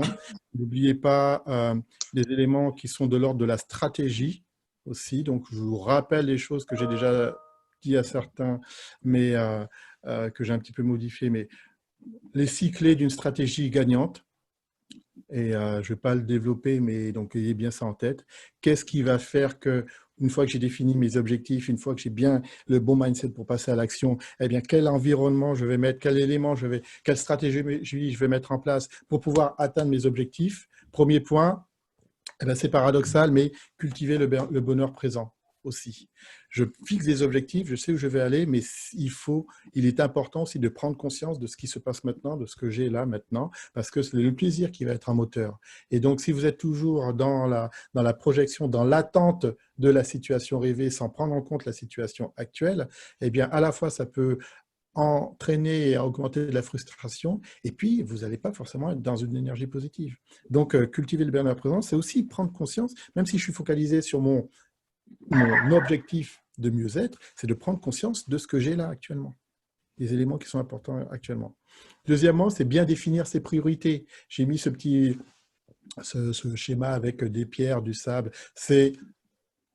Je résumais, je ne vais pas rentrer dans l'histoire, mais c'est dans la petite métaphore, mais ayez toujours bien en tête qu'est-ce qui est essentiel pour vous. Vous savez, il y a des éléments qui sont essentiels, il y a des éléments qui sont importants, il y a d'autres éléments. Donc, l'essentiel, c'est toujours, quand vous faites votre priorité, quand vous faites vos priorités, c'est penser aux éléments essentiels, placer ces éléments essentiels, penser à la notion d'urgent, d'important, placer cela, mais n'oubliez pas de vraiment placer votre essentiel. Qu'est-ce qui est essentiel pour vous? Chacun a ses essentiels. La santé, ma famille, voilà. Et n'oubliez pas de déjà positionner ça. Gérer votre énergie. Gérer votre énergie, c'est prendre soin de votre corps, c'est ce qui va vous permettre de passer à l'action, ce qui va vous permettre d'avancer, de réussir, c'est l'énergie que vous allez avoir. Et l'énergie que vous allez avoir, ça va être, entre autres, eh bien, votre énergie physique. Si vous n'êtes pas en forme, vous ne pourrez pas avancer de manière efficace sur vos objectifs. Donc, prenez, gérez votre énergie. Moi, j'ai un acronyme souvent pour dire ça, c'est l'ASAP. A-S-A-P. Alimentation, sommeil, activité physique. Et là, vous avez les 3 éléments, autres, mais de manière très spécifique, sur lesquels vous devez porter votre attention pour gérer votre énergie. Gérer votre environnement. J'ai parlé tout à l'heure des pensées toxiques. Pardon. Entourez-vous de personnes qui sont dans la même logique énergétique et le même mental que vous. Et attention aux personnes qui vont vous tirer vers le bas. J'avais lu une petite citation l'autre jour que j'avais trouvée intéressante qui disait que dans la vie, il y a 2 types de personnes, les amarres et les hors-bord. Eh bien, donc, il faut larguer les amarres et se laisser emporter par les hors-bords. Et ou en tout cas monter à partir des hors-bords. Donc, attention à votre environnement, à l'impact de l'environnement. Ça va dire soit prendre du recul avec certaines personnes, ou en tout cas gérer le fait de ne pas être réceptif aux éléments de certaines personnes et aux environnements qui vont être nocifs. Gardez le focus. Donc, on parle d'objectifs. Vous avez vos objectifs. N'oubliez pas, donc là, j'ai mis une petite photo d'un vision board. Hein. Vous pouvez donc mettre sous forme d'un tableau de photos, etc., des éléments, ou mettre sur votre frigo. Donc, ayez cette logique visuelle. N'oubliez pas, tout ce que vous donnez à votre cerveau, eh bien, il le juge comme important. Il va toujours vous trouver toutes les stratégies, tous les éléments pour pouvoir réussir vos objectifs. Et puis, appuyez-vous sur des experts, tout ce qui va être groupe d'expertise, tout ce qui va être, Stevens parlait des formations, tout ce qui va être de différents éléments d'accompagnement, eh bien, investissez sur vous. Ça, c'est la seule chose que je peux dire. C'est investissez sur vous pour pouvoir développer et atteindre vos différents objectifs. Voilà, j'ai essayé de donner des éléments, de vous donner. Bien sûr, il y a peut-être eu beaucoup de choses encore qui ont été dites. Maintenant, on va avoir donc quelques questions à la fin, après l'intervention de Steven. Vous pourrez poser quelques questions. Après, je resterai toujours disponible pour répondre à des questions. Et puis, si vous avez capté 1, 2, 3 choses, c'est ça, c'est mon objectif. C'est mon objectif. Voilà, merci Eugène. Tes conseils ont été fort efficaces et fort intéressants. Et je dirais que, vous savez, le cerveau ne fait aucune différence entre ce que vous lui faites croire et ce qu'il voit. Qui fait que si vous vous laissez glisser... Oui, Eugène ? Oui, vas-y. Après, je vais rajouter juste une chose. Si vous vous laissez glisser par tout ce que vous voyez, tout ce que vous entendez, et que vous n'acceptez pas d'avoir ce mot fort de manipuler votre cerveau en vous imposant de voir des films particuliers, de lire des livres de motivation, d'écouter des personnes motivantes, de vous connecter aux opportunités motivantes. Ce n'est pas que vous cachez de la vérité, mais c'est que vous permettez à votre cerveau de choisir son camp. Soit l'extrême motivation, soit la crainte. Et je terminerai pour dire, nous avons passé une période assez difficile pour certains, mais c'est en fonction de comment elle a été vécue. Quand je reçois une information qui paraît négative, car une information négative n'existe pas vraiment, c'est une information qui peut nous challenger, eh bien, je ne la traite pas tout de suite avec les émotions qui peuvent avoir été bousculées. Je vais chercher une contre-information, une contre-action positive, qui fait que tout de suite, j'ai une information négative, ok, bon, je réfléchis un petit peu, et je vais trouver quelque chose de positif qui va être beaucoup plus puissant que cette situation négative. Et c'est comme ça que je vais manipuler mon cerveau, que je vais l'habituer à ne pas rester à dormir sur une situation qui pourrait le freiner. Vous savez, certaines personnes ont une situation très difficile, ça peut durer 5 minutes, et après ils repartent comme en 40, ou ça peut durer 1 heure, ou pour d'autres, des mois, des années, une vie, et la dépression est définitive. Bon, c'est pour ça que j'agis de cette manière-là, c'était pour reprendre ce que disait Eugène. Eugène, tu voulais rajouter quelque chose ? Non, je suis vraiment tout à fait d'accord. Et par rapport à ce que tu viens de dire là, c'est bien quand tu dis ça peut durer 5 minutes, il est important donc de vivre l'émotion. Il ne faut pas couper. Voilà, donc quand l'important de vivre l'émotion, de la laisser se diffuser, parce que vous ne pouvez pas être complètement rationnel si vous êtes sous le coup de l'émotion. Donc, vous laissez vivre l'émotion, et puis après, effectivement, c'est rentrer dans la partie rationnelle, aller chercher des éléments positifs, aller regarder, comme j'ai dit tout à l'heure, donc ce sur quoi j'ai la main, ce sur quoi j'ai pas la main, et puis aller chercher l'opportunité. Quelle est l'opportunité qu'il y a derrière l'événement? Comme l'a dit Stevens, après, donc ce qui arrive, eh bien, vous avez le pouvoir que vous avez, eh bien, c'est de décider de quelle manière vous allez lire la chose qui vous arrive. Il y a eu un très beau livre qui a été fait par quelqu'un qui s'appelle Viktor Frankl, qui parlait de ça. Et c'était quelqu'un qui était juif dans les camps de concentration. Et ce qu'il disait, c'est que les nazis pouvaient faire tout ce qu'ils voulaient sur son corps, mais n'avaient aucun pouvoir sur son esprit et sur la manière dont il lisait et il interprétait les choses.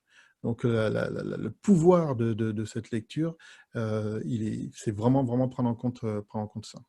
Bon, je te laisse la main, Stevens, parce que moi, je pourrais en parler pendant des heures encore. Oui, oui. Je vais te laisser la prochaine session jusqu'à minuit, 1h. Ne t'inquiète pas, on va la mettre en place. Alors, effectivement, il a été énoncé pas mal d'éléments. Est-ce que tout le monde voit mon écran? Alors, mon écran, il est simpliste. Hein. Il n'est pas très compliqué parce qu'il n'y a pas grand-chose de compliqué. Je le redis toujours, l'immobilier, c'est pas compliqué. La première question, c'est j'y vais ou j'y vais pas. Et surtout, j'y vais ou j'y vais pas, maintenant ou jamais. C'est très important. J'y vais ou j'y vais pas, maintenant ou jamais. On parle du pourquoi.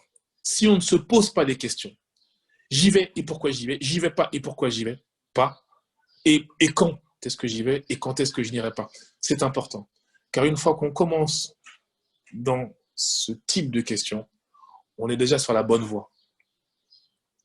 On va se les poser en prenant en compte la situation de ce qui se passe aujourd'hui. Qu'est-ce qui se passe aujourd'hui? Alors, je vais écrire ce qui se passe aujourd'hui. Si vous avez des idées, vous aussi, de ce qui se passe aujourd'hui, eh bien, on pourra échanger. On va répondre à ces questions, ceux qui sont pour, ceux qui sont contre, et pourquoi. Et ensuite, on se laissera 20 minutes de questions-réponses sur tous les sujets qu'on aura évoqués.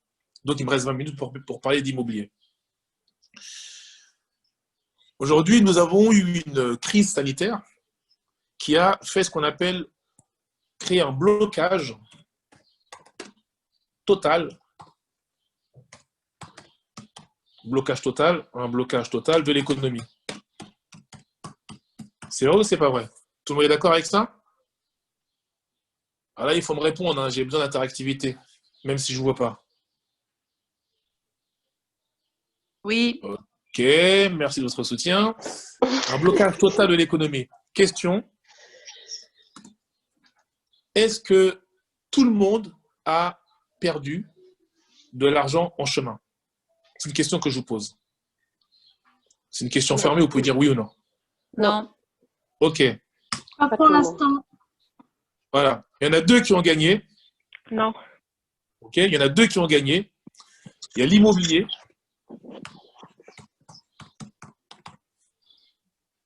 Et le digital. Vous êtes d'accord? Donc l'immobilier a gagné, le digital a gagné. On a le digital de côté. On va dire que le digital a accéléré le processus puisque le confinement a été ce qu'on appelle un blocage total de l'économie physique. Pas de l'économie digitale. Et comme on a eu un blocage total de l'économie physique, on a eu une accélération de l'économie digitale. Ça vous va? Est-ce que ce que je vous dis est logique? Oui. Est-ce que vous avez eu la même lecture? Oui. Oui? Ok, super. Donc, économie physique, économie digitale. Que s'est-il passé sur l'économie physique? Eh bien, Premièrement, il y a beaucoup d'entreprises qui ont arrêté de travailler, qui fait que beaucoup de personnes ont perdu ou eu une baisse de salaire considérable. Donc, le salaire lié à l'activité physique. Vu? Vous allez comprendre ce que je suis en train de vous dire. Ça veut dire que ceux qui ont eu un revenu d'activité physique, pour la plupart des personnes, il y a eu une baisse de revenus ou ils ont perdu les bonus qu'ils auraient pu avoir. Mais est-ce que vous êtes au courant que certains ont continué à percevoir des revenus durant cette période-là? Qui sont-ils? Ceux qui avaient investi dans l'immobilier. Peut-être. Les propriétaires, bailleurs, ont investi dans l'immobilier, ont gagné. Alors, parlez-moi de faire un aparté sur l'immobilier. Vous avez l'immobilier, et ça, je vais faire des petits astérix. L'immobilier de bureau, ok? Vous avez l'immobilier, donc, ok? Vous avez l'immobilier tourisme, l'immobilier digital et l'immobilier résidentiel. D'accord? Qu'on soit bien clair, quand on parle d'immobilier, quand on parle de valeur refuge, on parle du logement. Et d'accord? Donc, on a besoin de se loger pour vivre dans le logement. Et à plus forte raison, en France, il est tout à fait normal que que l'immobilier, on puisse le décortiquer. L'immobilier de bureau a pris un petit peu l'eau. Pourquoi?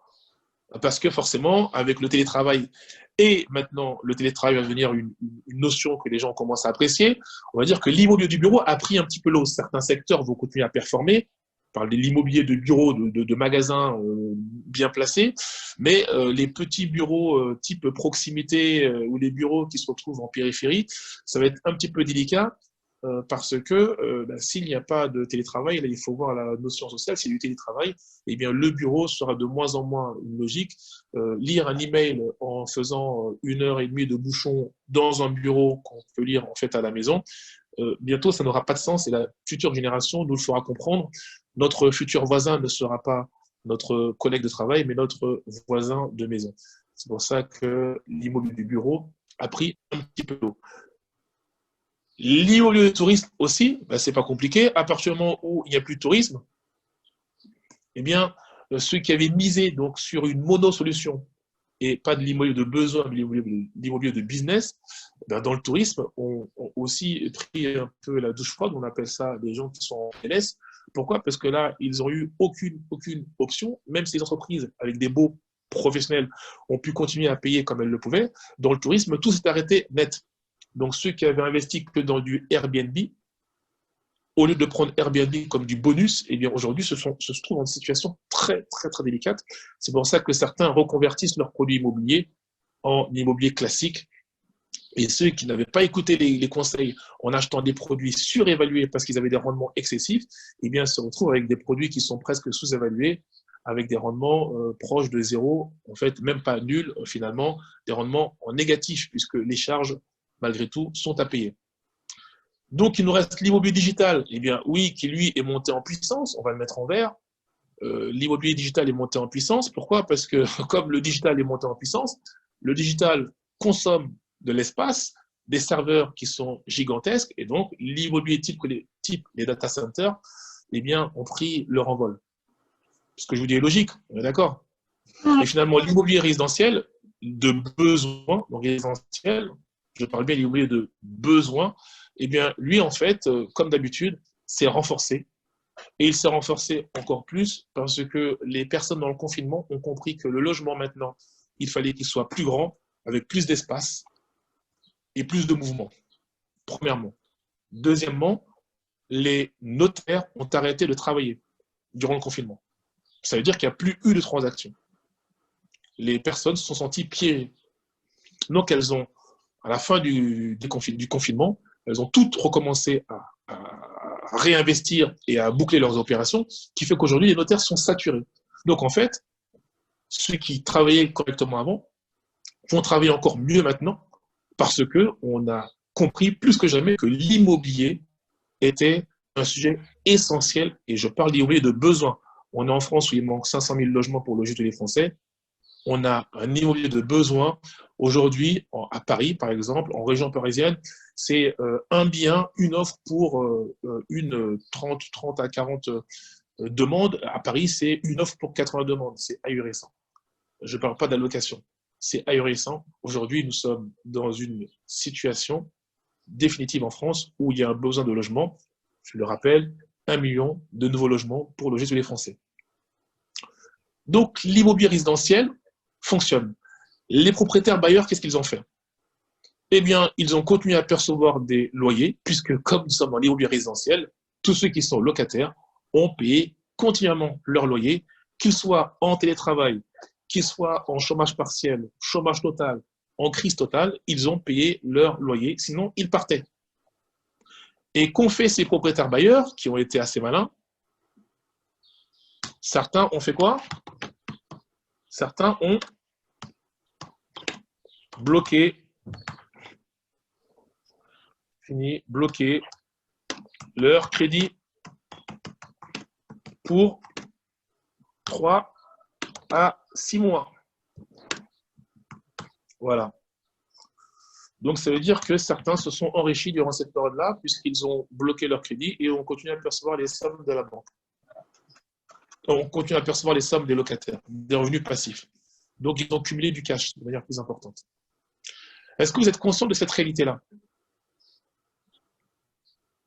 Est-ce que vous êtes conscient que l'agent du Covid-19 a démontré que celui qui n'investit pas subit une économie qui s'arrête, alors qu'on n'avait jamais imaginé que ça pouvait arriver?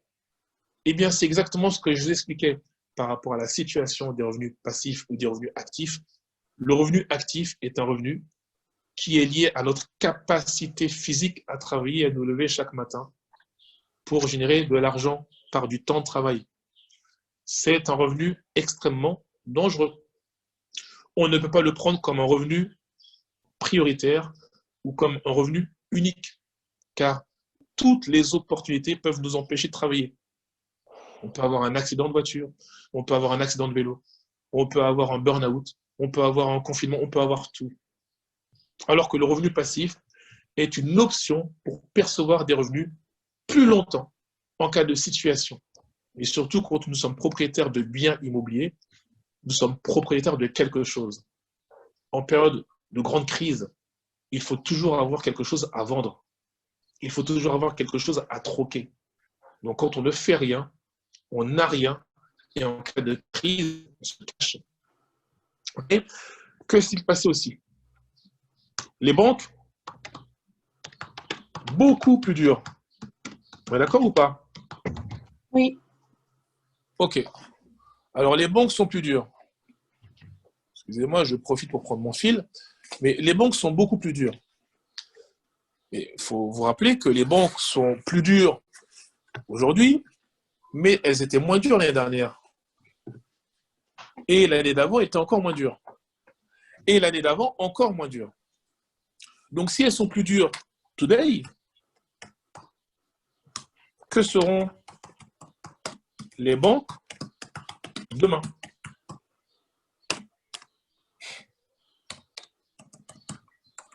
J'y vais maintenant ou j'y vais plus tard? Oh là là, j'arrive pas à mettre le point d'interrogation. Ok. Bon, bah, tant pis, j'arrive pas. J'y vais maintenant ou j'y vais plus tard? Eh bien, si j'y vais plus tard, très bien. Mais aujourd'hui, les banques font des financements, ce qu'on appelle à 100%. Elles acceptent encore de faire des financements à 100%. Today. Hier, elles faisaient des financements à 110%. Hier. Demain, ça sera quoi à votre avis? Il va dire que demain, ce sera plus bas que 100%. Ouais. Demain, je vais vous dire ce qui va se passer. Ça sera 80%. Ben, tout dépend du marché financier. Comme à Londres. Et comme finalement, dans tous les pays, nous avons des banques qui demandent toujours un apport. Je prends juste mon chargeur car je vois que mon téléphone, mon ordinateur est un peu limité. Donc je disais, comme à Londres, parce que aujourd'hui, sachez quand même l'avantage que nous avons toujours eu en France, c'est que nous avons des banques qui financent à 110%, mais dans la plupart des autres pays, les banques financent à 80 à 90%. Donc on met systématiquement un apport. Et ça, c'est important de le reconnaître.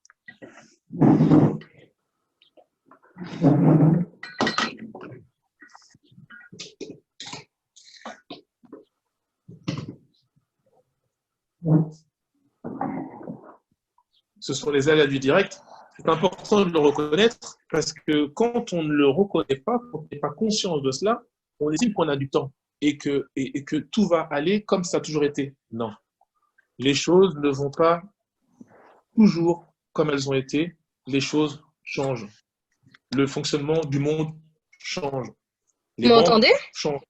Donc, il y a quelque temps, on pouvait investir Vous sans apport. m'entendez? Oui. Ah oui, excusez-moi. J'avais une question. En fait, pourquoi on dit directement qu'on sera à 80%?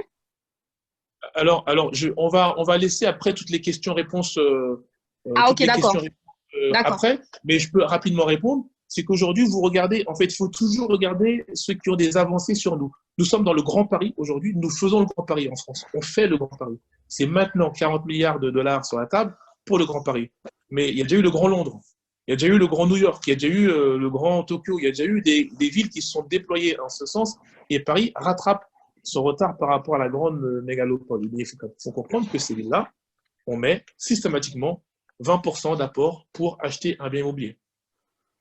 La France reste encore l'un des pays où on peut investir 100% par le financement. Il y a quelques années, et même l'année dernière, 110%. Mais aujourd'hui, déjà, les banques nous refusent de financer tous les frais qui n'apportent pas de valeur au bien immobilier. Frais de notaire, frais d'hypothèque, frais de caution. C'est pour ça que quand je dis 20%, c'est parce que nous pouvons estimer à quel niveau les banques vont s'aligner, et les banques vont s'aligner par rapport à ce qui se fait dans tous les autres pays, puisque c'est un petit peu vers ça que nous tendons. Et puis finalement, autant se dire 80%, car si on se dit 95%, on va encore se dire qu'on a 1 an ou 2 ans ou 3 ans de plus. Non, je suis désolé, il faut comprendre que les choses vont très très vite. Quand nous étions dans l'ère agraire, eh bien, en fait, une évolution, c'était tous les 50 ans. Dans l'ère industrielle, c'est quasiment tous les 10 ans. Dans l'ère numérique dans laquelle nous sommes, c'est tous les mois que la puissance monte et que ça double en rapidité, en compétence. Donc, il faut comprendre que le monde va très vite. Et ce n'est pas parce qu'on est entouré dans une bulle qui paraît être lente que le monde va à ce rythme-là. Okay? Donc, 80%, il faut simplement se dire que en attendant, il faut simplement avoir conscience que demain, l'apport et l'investissement personnel en cash sera de plus en plus important. Aujourd'hui, les salaires du revenu actif permettent de démontrer à la banque qu'on peut emprunter et pas de vivre de ces salaires. On vit de ces salaires en pensant que c'est le mode de vie final. Non, la vie est faite pour prendre du temps pour ses amis, sa famille, et passer en fait son plaisir avant tout. Donc c'est pour ça qu'il faut utiliser son salaire et son revenu pour expliquer à la banque qu'on a une capacité d'emprunt, et quand on emprunte, on va pouvoir s'enrichir ou au moins atteindre ce qu'on appelle les revenus passifs. Donc il s'est passé en fait ces secteurs-là, et finalement dans tout cela on voit que des sociétés ferment. Donc l'idée c'est de comprendre que ce qui se passe aujourd'hui, c'est qu'il a été démontré que l'activité a une double vitesse, ceux qui étaient en physique, ceux qui étaient en digital, et aussi dans cela, ceux qui étaient en revenu passif et ceux qui étaient en revenu actif. Donc c'est pour ça que je voulais mettre en avant ces points-là, qui s'est passé, et quand on les prend en considération, on peut commencer à se poser de meilleures questions. La question va être la suivante, puisque je l'avais dit que je parlerai dans 20 minutes, il reste 20 minutes, on va commencer les premières questions coup de poing. Et là, je vais pouvoir vous laisser la parole. Et en même temps, on pourra parler aussi du développement personnel et de ce qu'on a évoqué aujourd'hui. Une fois qu'on a compris ça, qu'est-ce qui est pour investir et pourquoi?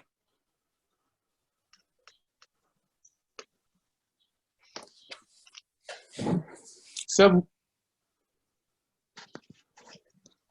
Allô, allô?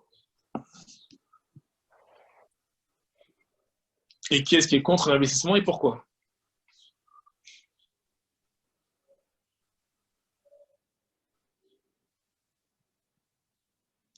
Est-ce que tout le monde m'entend? Oui, pour l'investissement. Qui est pour l'investissement? Moi, Et qui, toi? Madeleine, pardon, pas Madeleine, pardon. Madeleine. Ok, tu es pour.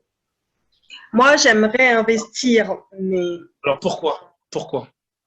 parce que quand tu parles, en fait, plus tu parles, plus je t'écoute parler, j'ai le mot sécurité, pour la sécurité, en fait, pour le... Ah! Donc en fait, Madeleine, pour toi, investir, c'est se mettre en sécurité, c'est ça? Moi, oui, enfin, c'est mon... Mais c'est pas aussi se mettre un crédit sur le dos pendant 20 à 25 ans? Eh ben, j'avais peur de ça avant, mais là, enfin, plus je t'entends parler, plus je fais des formations, je change de...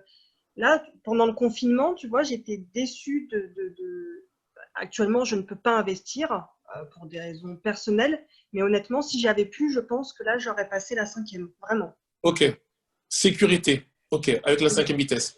Qui est Oui. d'autre? Qui est pour, qui est contre? Moi, je suis pure, c'est Kelly, c'est pour la liberté Bonjour Kelly. financière.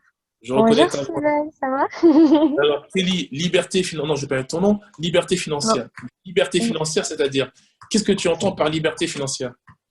C'est-à-dire qu'on peut générer des revenus passifs selon Robert Kiyosaki, parce que je sais que il y avait un mot qu'on avait employé que j'avais confondu, mais que tu m'avais expliqué, je sais plus ce que c'était.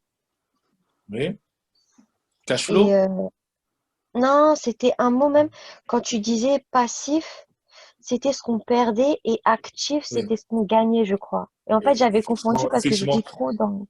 Voilà, voilà. Le mot passif, en fait, il faut savoir que les mots, la langue française n'est pas une langue, il n'y a pas un mot attribué à une seule situation. Donc, quand on Ouais. parle de passif, du passif, eh bien, j'ai du passif, c'est le volume de mes crédits. J'ai du passif. Mon actif, c'est ce qui est, en fait, que je peux transformer en liquidité. Donc là, quand on parle de revenu passif, on est plutôt dans le côté passivité. Quand on dit que quelqu'un est passif, et il est passif celui-ci, ben ça veut dire que la personne elle est un petit peu presque endormie. Donc là, on parle de liberté financière pour générer des revenus passifs. Eh bien, c'est Voilà, des c'était revenus ça. liés à une activité non liée à notre activité professionnelle. OK? Et dans ce cas-là, les revenus passifs égale nos charges. Voilà.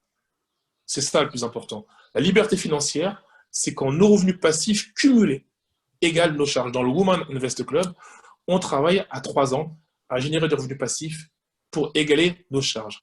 On ne va pas le faire en misant la première année à attaquer les revenus passifs de tous les côtés, à chercher le cash flow à tout va. On va y aller par étapes, qui fait que dans la 3e année, chaque membre sait générer des revenus passifs très facilement. Car quand on achète un immeuble à 1 ou 2 millions d'euros ensemble, le revenu passif généré est relativement important. C'est comme quand on joue au jeu cash flow. Au début, on achète une opération, 2 opérations, 3 opérations. Et au bout d'un moment, ça va tellement vite qu'on arrive à la fin de son cash, à générer du cash flow et atteindre la liberté financière en un temps très court. Le premier temps est un moment de préparation. Ensuite, qui d'autre?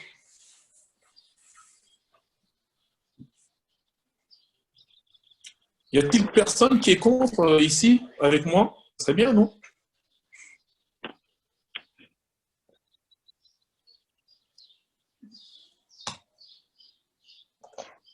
Je peux dire quelque chose s'il y a personne qui a rien à dire? Oui, bien sûr.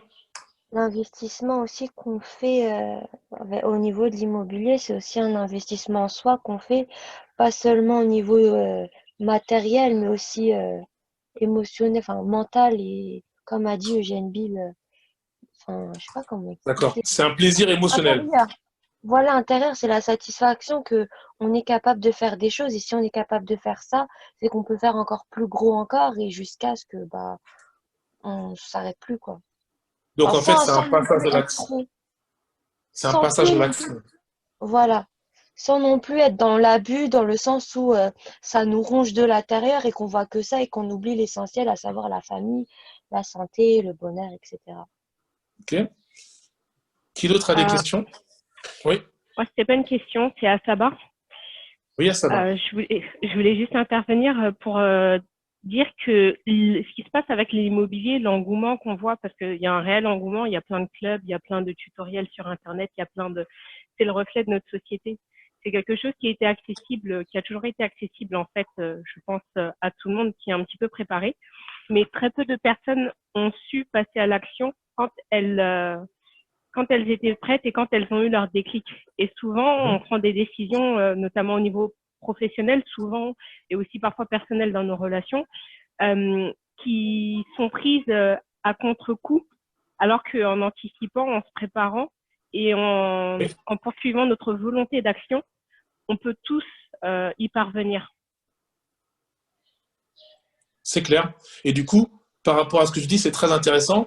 Donc, ce que je dis, c'est que les opportunités ont toujours été là, mais c'est maintenant, depuis quelque temps, il y a un engouement.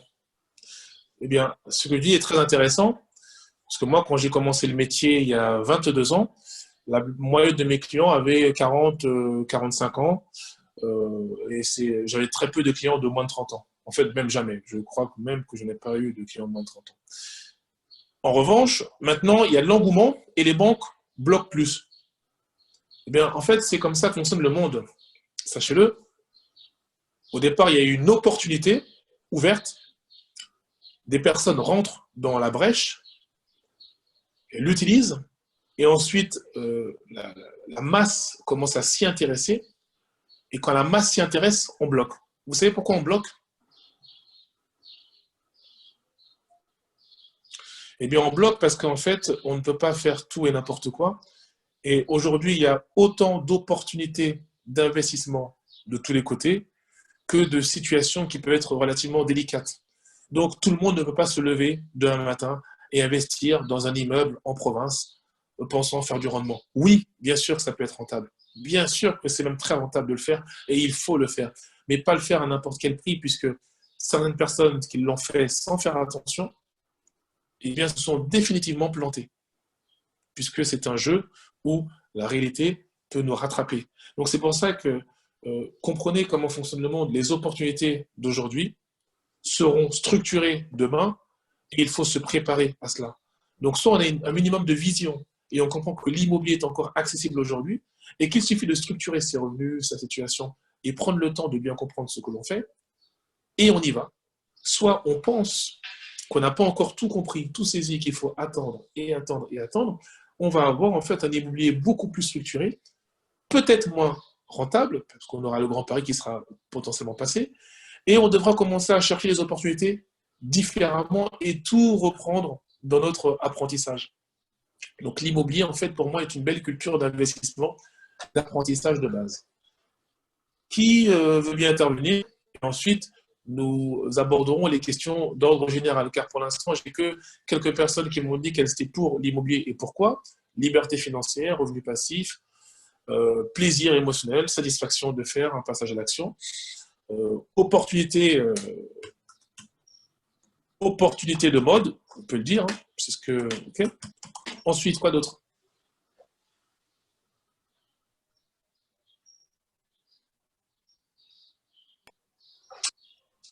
Enrichissement, défiscalisation.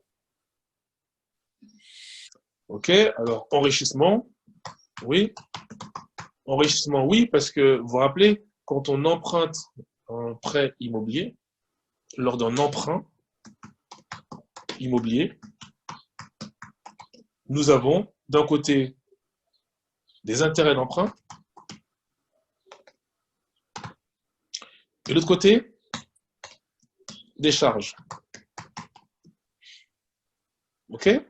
Donc, il faut simplement comprendre que nos charges, aujourd'hui, avec les taux bas, représentent environ 40% du remboursement. 40% du remboursement. Qu'est-ce que je raconte? Intérêt d'emprunt et charges, c'est la même chose. C'est intérêt d'emprunt. Alors, ok, je vais faire ça. intérêt d'emprunt et capital plutôt. Capital. Et personne ne me corrige. Alors, capital, ça veut dire qu'aujourd'hui,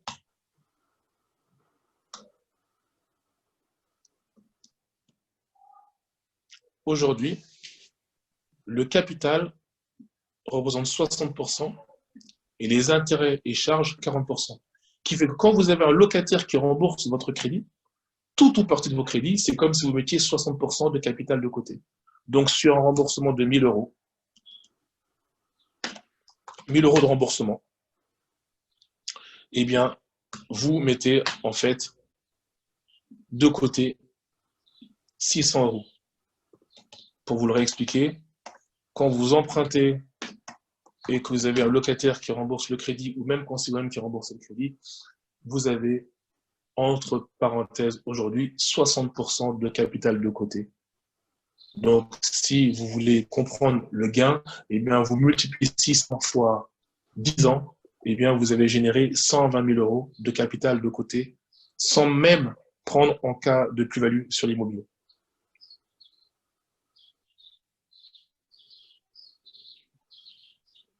Bien, il est 21h21, c'est ce qu'on appelle une heure miroir.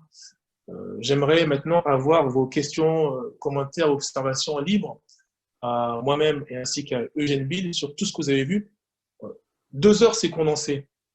Mais vous comprenez, pour ceux qui sont dans le club, effectivement, c'est un bonus qu'on a apporté et les bonus sont liés au confinement et c'est pour ça que je trouve ça très intéressant qu'on les a poursuivis.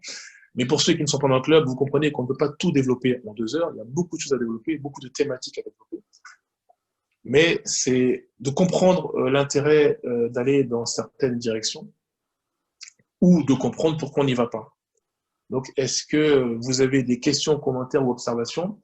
Ou bien, qu'est-ce qui vous a le plus interrogé, interloqué et sur quoi nous pourrions vous aiguiller ou vous répondre? Il nous reste encore, allez, une dizaine de minutes.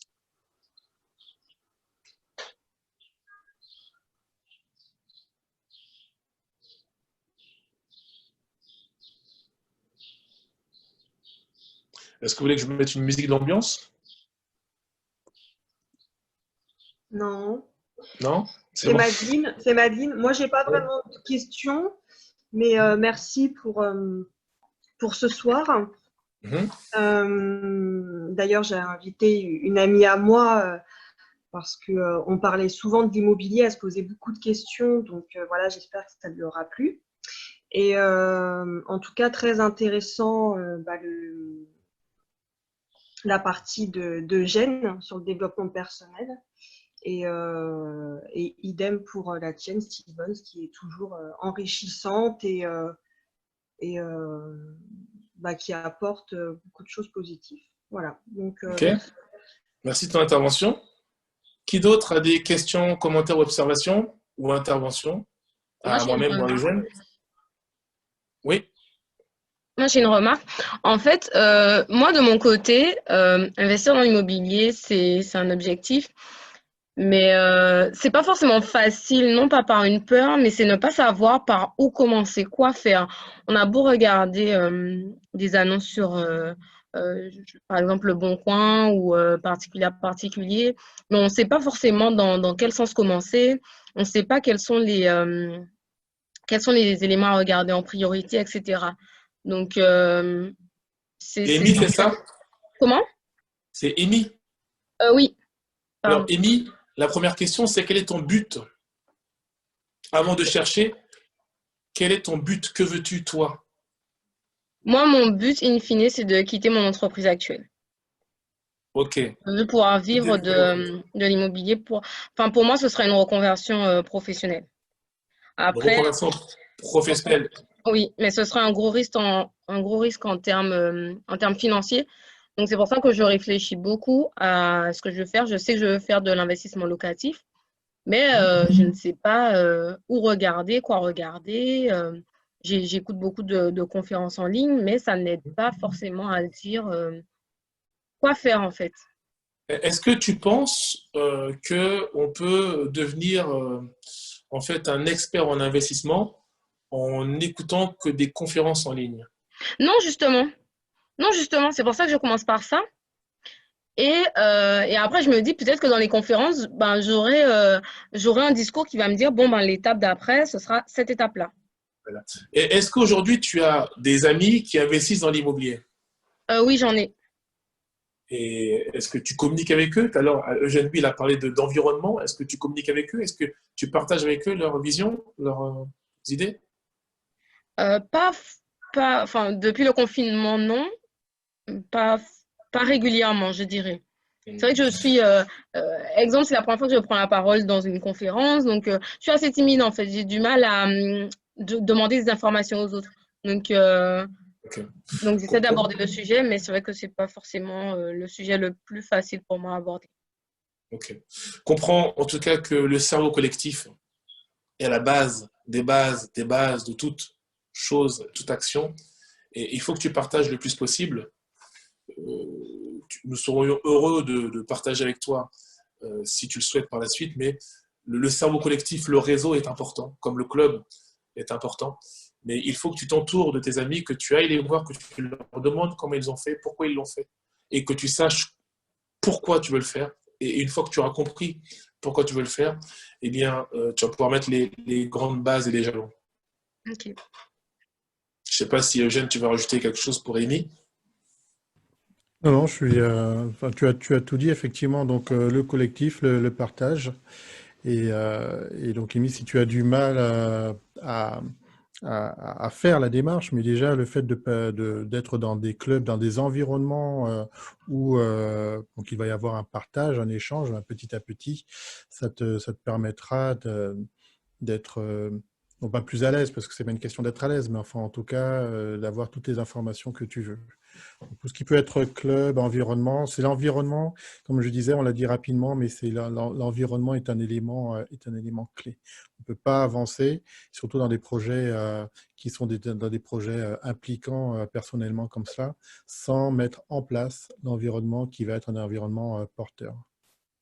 C'est ça. Et surtout, ce qu'il te faut, Amy, c'est du partage.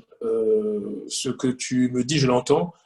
L'écoute passive, là je parle encore du mot passif, l'écoute passive ne t'apportera pas beaucoup plus. Il te faut du partage, des échanges, comme l'échange qu'on a eu ce soir avec des personnes qui comprennent ce que tu veux. Et à force de partager, en quelque temps, tu pourras appréhender ta stratégie parce que tu auras vu des exemples concrets et qui peuvent s'attacher à toi. Tu pourras aussi jouer au jeu cash flow à l'occasion quand nous repartirons sur le jeu cash flow. Merci Amy en tout cas d'avoir participé. Qui d'autre veut et bravo d'avoir pris la parole puisque je dis que tu es timide donc voilà, tu sais que tu as beaucoup de membres femmes féminines présentes qui ont parfois jamais pris la parole et qui l'ont toutes prises quasiment dans le Women Invest Club. Qui d'autre veut intervenir encore pour les dernières minutes qui nous restent?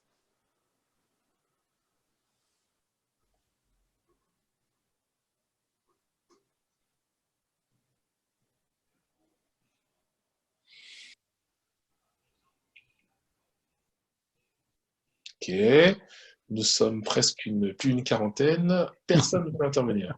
Incroyable. Oui, allô, bonjour. Oui, bonjour. Bonsoir. Un monsieur.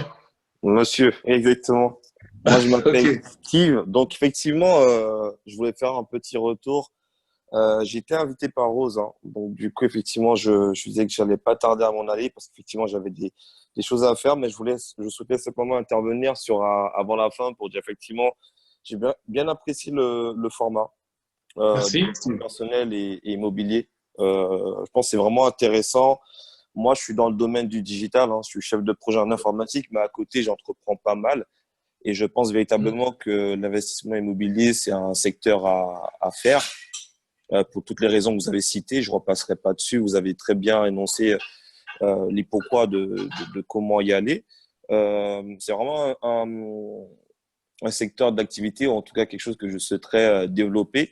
Donc, pourquoi pas avoir. Je reviendrai sûrement vers Rose pour voir. Après, moi, je suis quelqu'un, effectivement, qui, je pense un peu comme tout le monde, qui a peut-être besoin de complément d'information. Comme effectivement, vous le disiez, 2 heures, c'est vrai que c'est déjà pas mal. Mais c'est vrai qu'effectivement, sur des sujets comme ça, je pense qu'il y aura besoin de sûrement de complément d'information. Et puis voilà. Donc, Ok. bon format, on voit qu'il y a de l'expérience et puis je peux que dire que c'était positif pour moi. Écoute, merci de ton intervention, Steve. Comme tu es dans le digital, eh bien, effectivement, je pense que tu as eu beaucoup à faire durant cette période du confinement et tu as encore Exactement. beaucoup à faire parce que tu es partie des gens qui sont passés sur une autre dimension. Donc Exactement. oui, nous aurons tout le temps, puisque après, quand on traite un sujet de personne à personne, le temps s'arrête. Si on va passer 2 heures, 3 heures, même plus longtemps, pour décortiquer les besoins de chacune et de chacun. Très bien. Bon, on aura sûrement l'occasion d'en discuter. Puis, je vais vous souhaiter une bonne soirée. Puis, sûrement à la prochaine. Ok, à la prochaine. Merci beaucoup. Allez, bonne soirée. Merci. Merci, Steve.